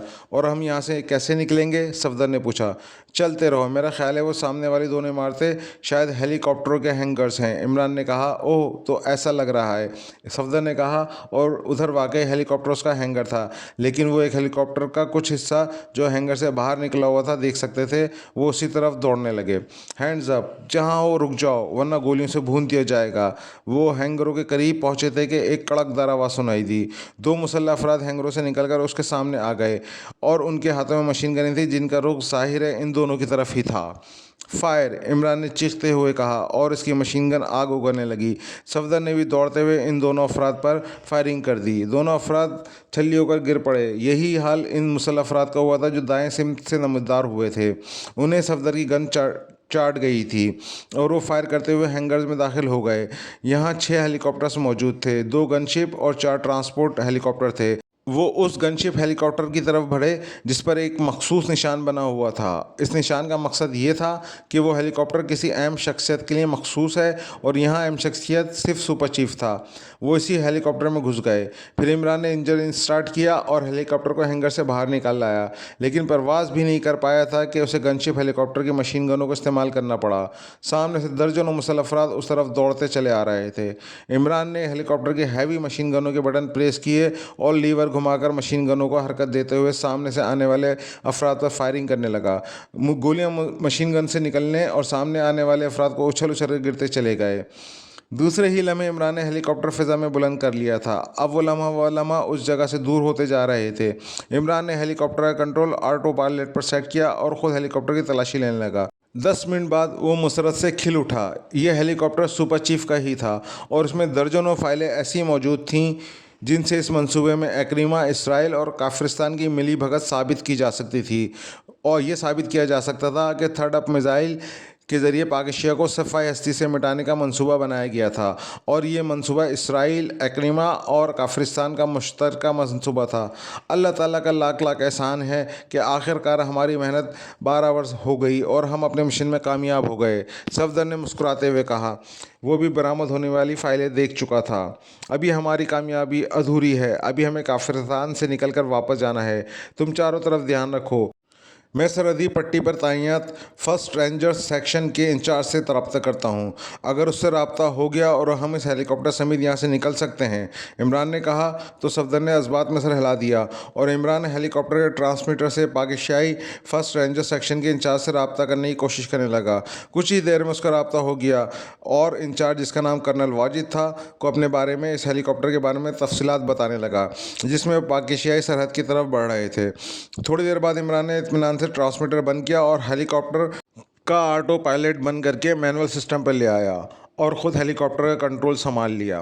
क्या मिज़ाइल अब तक समंदर बुर्द हो चुका होगा? सफदर ने पूछा। हाँ, उस मिज़ाइल की तबाही और समंदर बुर्द होने पर अब इसराइल में भी सफ़े मातम बिछ गया होगा। हमने उनका कीमती तरीन मिज़ाइल तबाह किया है जिसे बनाने में उनके अरबों डॉलर सर्फ हुए थे, इमरान ने मुस्कुराते हुए कहा। क्या आप जानते हैं उनके दोनों मिज़ाइल कैसे ब्लास्ट हुए और उनकी तबाही के पीछे किसका हाथ था? सफदर ने पूछा। हाँ, इसराइल के पहले 2 मिज़ाइल जो ब्लास्ट हुए थे उनकी तबाही के पीछे रूसिया का हाथ था। रूसिया काफिरिस्तान का हलीफ मुल्क है, लेकिन रूसिया काफिरिस्तान के उस इकदाम से सख्त नाराज़ था और उसने इसराइल और रूसिया के सबसे बड़े दुश्मन के ताउन से पाकिस्तान को तबाह करने का प्लान बनाया था। दूसरे लफ्ज़ में ये कह लो कि रूसिया को ये बात नागवार गुजर रही थी कि काफिरिस्तान ने एक्रीमा और इसराइल को अपने मुल्क में ऐसे अड्डे फराहम किए थे जहाँ से वो रूसिया को भी निशाना बना सकते थे। रूसिया ने काफिरिस्तान को सख्ती से ताकीद की थी कि वो इसराइल और एक्रीमा को ऐसे अड्डे ना फराहम करे जिससे ख़ित्ते में अदम इस्तेकाम पैदा हो। काफिरिस्तान ने इनसे वादा किया था और फिर वो इस वादे से मुनहरिफ हो गया था जिसका रूसिया को शदीद रंज था। इसलिए रूसिया ने फ़ौरी तौर पर इसराइल और एक्रीमा के मुश्तरका मिज़ाइल अड्डे को तबाह करने के लिए अपनी फ़ोर्स भेजी थी। इस फ़ोर्स को 2 ग्रुप में यहाँ भेजा गया था, जिसमें एक ब्लू बर्ड ग्रुप था और दूसरा ब्लैक हेड ग्रुप। दोनों ग्रुप अपने अपने तौर पर कार्रवाइयाँ कर रहे थे। उनमें से ब्लैक हेड ग्रुप को इस मिज़ाइल स्टेशन में दाखिल होने का मौका मिल गया था जहां से पाकिस्तान पर first up missile down fire किया जाना था। रूसियाई एजेंटों ने भी मिज़ाइल के फ्यूल वाले हिस्से में तबाहकुन डिवाइसेस लगाई थीं और जब मिज़ाइल फायर होकर बहरुल हिंद के ऊपर आया तो उन्होंने रिमोट कंट्रोल से इन डिवाइस को ब्लास्ट कर दिया था और फर्स्ट अप डाउन मिज़ाइल का पिछला हिस्सा तबाह हो गया था और मिज़ाइल वॉर हेड समेत समंदर बुर्द हो गया था। इस तरह ब्लूबर्ड ग्रुप भी सेकंड मिज़ाइल स्टेशन में पहुंच गए थे और उन्होंने भी भरपूर अंदाज में कार्रवाई करते हुए दूसरे मिज़ाइल को भी समंदर बुर्द कर दिया था और तीसरे मिज़ाइल की तबाही हमारे हिस्से में आई। ये सब कैसे मुमकिन हुआ? तुम बखूबी जानते हो, इमरान ने कहा। आपको ये तफसीलात कैसे मिली? सफदर ने पूछा। मेरी इस सिलसिले में मेजर टॉड और मादाम सलीना से तवील डिस्कस हुई थी। इनकी बातें सुनकर मुझे इस बात का इल्म हुआ था, इमरान ने जवाब दिया। क्या ये पाकिस्तान को अप डाउन मिज़ाइलों से तबाह करने वाली बात आपको कैसे पता चली थी? सफदर ने पूछा। इसराइल ने पाकिस्तान में चंद एजेंटों को भेजा था जिसका सरबरा कर्नल हॉर्स था। इन एजेंटों की जिम्मेदारी थी कि वो मुझ पर और पाक एशिया सीक्रेट सर्विस पर नज़र रखें ताकि यहाँ सुपर चीफ और मेजर टॉड अपना काम आसानी से कर सकें। अगर हमें उनके अप डाउन मिशन की भनक लग जाती और हम हरकत में आ जाते तो कर्नल हॉर्स और उसके साथी हमारे रास्ते की दीवार बन जाते और हमें किसी भी सूरत में पाक एशिया से ना निकलने देते। लेकिन उनकी बदकिस्मती ही थी कि मेरी निगरानी करने वाले कर्नल हॉर्स खुद आगे आ गया था। मैंने उसे चेक कर लिया था और उसे पहचानते ही मैंने टाइगर की मदद से उसे अगवा कर लिया था। टाइगर ने उसे अगवा करके राना हाउस पहुंचा दिया था, जहां मैंने इसकी ज़बान खुलवानी शुरू कर दी। वो मंझा हुआ और इंतहाई तरबियत याफ्ता एजेंट था, लेकिन मैंने इस पर कुछ ऐसे तरीके इस्तेमाल किए कि उसकी सारी तरबियत उसकी नाक के रास्ते निकल गई और उसने सारा राज खोल दिया। फिर जब मैंने चीफ़ को ये सारी बात बताई तो चीफ़ ने फौरी तौर पर मुझे टीम के साथ काफिस्तान भेजने के अहकाम दे दिए।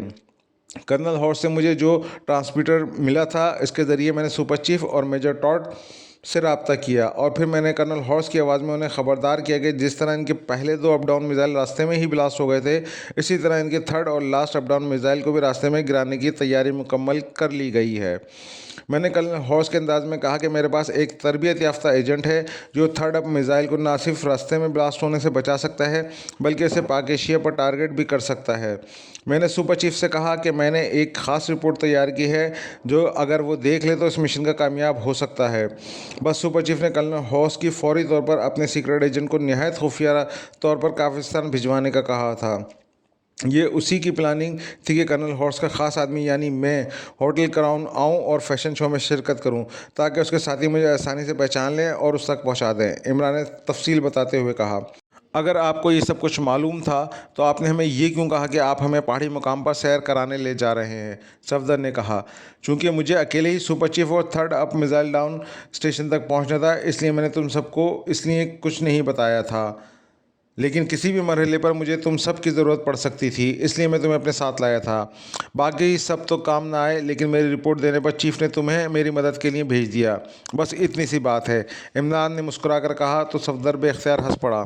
आपने थर्ड अप मिसाइल तबाह करके समंदर बुत कर दिया, लेकिन इस मिसाइल स्टेशन को क्यों छोड़ दिया जहाँ सुपर चीफ, मेजर टॉड और मादाम सलीना मौजूद हैं और वो सब भी पाक एशिया को तबाह करना चाहते हैं? सफदर ने कहा, वो इंसानियत के दुश्मन हैं और इंसानियत को तबाह करने के दर पे हैं। मेरी नज़र में इंसानियत के दुश्मन किसी दरिंदे से कम नहीं होते, इसलिए इन्हें ज़िंदा छोड़ना किसी तरह भी जायज़ नहीं था। इमरान ने कहा, तो फिर आपने उन्हें क्यों छोड़ दिया? सफदर ने कहा, कब छोड़ा है? इमरान ने कहा, आप उनका मिसाइल स्टेशन तबाह किए बगैर वापस जा रहे हैं? सफदर ने कहा, मैं उनके हेडक्वार्टर में दाखिल हुआ था और मैंने तुम्हारे सामने जो ब्लास्टर लगाए मिसाइल पर लगाए थे, ऐसे ही कई ब्लास्टर मैं हेडक्वार्टर के ख़ास हिस्सों में फेंक चुका हूँ। मिसाइल रूम के साथ मास्टर कंप्यूटर्स को चार्ज करने वाली एटमी बैटरियाँ भी रखी हुई थीं। मैंने वहाँ भी ब्लास्टर फेंके हैं। ये ब्लास्टर रिमोट कंट्रोल के साथ एक साथ फटते हैं और जैसे ही ब्लास्टर ब्लास्ट होंगे उसके साथ ही वहाँ मौजूद एटमी बैटरियाँ भी ब्लास्ट हो जाएंगी, जिनके ब्लास्ट होने से वाइट स्टोन के सारे इलाकों में खौफनाक तबाही फैल जाएगी। इस तबाही की जद में ना तो वहाँ मौजूद अफराद में कोई बच सकेगा और ना ही सुपर चीफ, मेजर टॉड और मादाम सलीना, इन सब की मुश्तरका मौत होगी। इमरान ने कहा, तो क्या ब्लास्टर का रिमोट कंट्रोल आपके पास है? सफदर ने चौंक कर कहा, हाँ। इमरान ने कहा और उसने लिबास की अंदरूनी जेब से एक जदीद साख्त का डिचार्जर निकालकर सफदर को दे दिया। आप ये मुझे क्यों दे रहे हैं? सफदर ने हैरत भरे लहजे में कहा, मैं चाहता हूँ कि पाक एशिया सीक्रेट सर्विस के मेंबर होने के नाते इस मिसाइल स्टेशन को तुम अपने हाथों से तबाह करो। इमरान ने संजीदगी से कहा, लेकिन क्यों? ये काम तो आप भी कर सकते हैं। सफदर ने कहा, कर सकता हूँ लेकिन करूँगा नहीं। इमरान ने कहा, क्यों नहीं करेंगे? सफदर ने उसी तरह हैरत भरे लहजे में कहा, इसलिए कि मैंने जिस कदर मर्जी अपनी जान जोखिम में डाल लूँ, पाक एशिया और सीक्रेट सर्विस के मेम्बरान को बचाने के लिए कुछ भी कर लूँ, इसका तुम्हारे चूहे की सेहत पर कोई असर नहीं पड़ता। और हर मिशन के अख्ताम पर वो मुझे एक छोटा सा चेक थमा देता है, जिसे देखकर सलमान भी नाक मुँह चढ़ाना शुरू कर देता है और मुझे उसके सामने शर्मिंदगी उठानी पड़ती है। इमरान ने कहा, अगर मैं ये मिसाइल स्टेशन ब्लास्ट करूँगा तो इससे आपको क्या फ़ायदा पहुँचेगा? सफदर ने मुस्कुराते हुए कहा, चीफ तुमसे बहुत खुश हो जाएगा और मुझे यकीन है वो तुम्हारी कारकर्दगी पर तुम्हें बहुत बड़ा इनाम देगा। और अगर उसने इनाम में तुम्हें बड़ा सा चेक दिया तो वो चेक लाकर तुम चुपके से मुझे दे देना। तुम कमारे हो इसलिए तुम्हें ऐसे चेकों की ज़रूरत नहीं पड़ेगी, जबकि मैंने फूड़ मिजाज बीवी जैसा मुलाजिम पाल रखा है। तुम्हारा दिया हुआ चेक जब मैं उसे दूंगा तो मेरे 2-4 दिन सुकून से गुजर जाएंगे और मुझे भी बिन मांगे चाय और खाने को कुछ मिल जाया करेगा। इमरान ने कहा तो सफदर बेख्तियार हंस पड़ा। और अगर चीफ ने कोई इनाम ना दिया तो? सफदर ने हंसते हुए कहा। तो फिर तुम मुझे अपनी 1 माह की तनख्वाह डोनेट कर देना, मैं उसी से गुजारा कर लूँगा। इमरान ने बेसाख्ता कहा तो सफदर खिलखिलाकर हंस पड़ा। हम मिसाइल स्टेशन से 70 किलोमीटर दूर आ गए हैं। अब तुम चार्जर को ऑन करो और मिसाइल स्टेशन को तबाह कर दो ताकि खस कम हो और जहां भी पाक हो जाए। इमरान ने कहा तो सफदर ने मुस्कुराते हुए चार्जर ऑन किया। जैसे ही चार्जर ऑन हुआ उसी लम्हे उस पर लगा हुआ सुर्ख रंग का एक बल्ब जल उठा। सफदर ने दूसरा बटन ऑन किया तो सुर्ख रंग बंद हो गया और चार्जर पर सब्ज रंग का बल्ब जलने लगा। सफदर ने दोनों बटनों पर अंगूठा रखा और फिर उसे प्रेस किया तो सब बल्ब भी बुझ गया और चंद लम्हों भी न गुजरे होंगे कि उन्हें अकब में बहुत दूर सुर्ख रंग की छतरियाँ सी बुलंद होती हुई दिखाई दी और फिर हल्की सी गड़गड़ाहट की आवाज़ सुनाई दी। लो, तुम्हारे इस बटन के प्रेस करने से खस भी कम और जहाँ भी पाक हो गया। इमरान ने मुस्कुरा कर कहा तो सफदर ने मुस्कुराते हुए इस बात में सर हिला दिया। ख़त्म शुद्ध।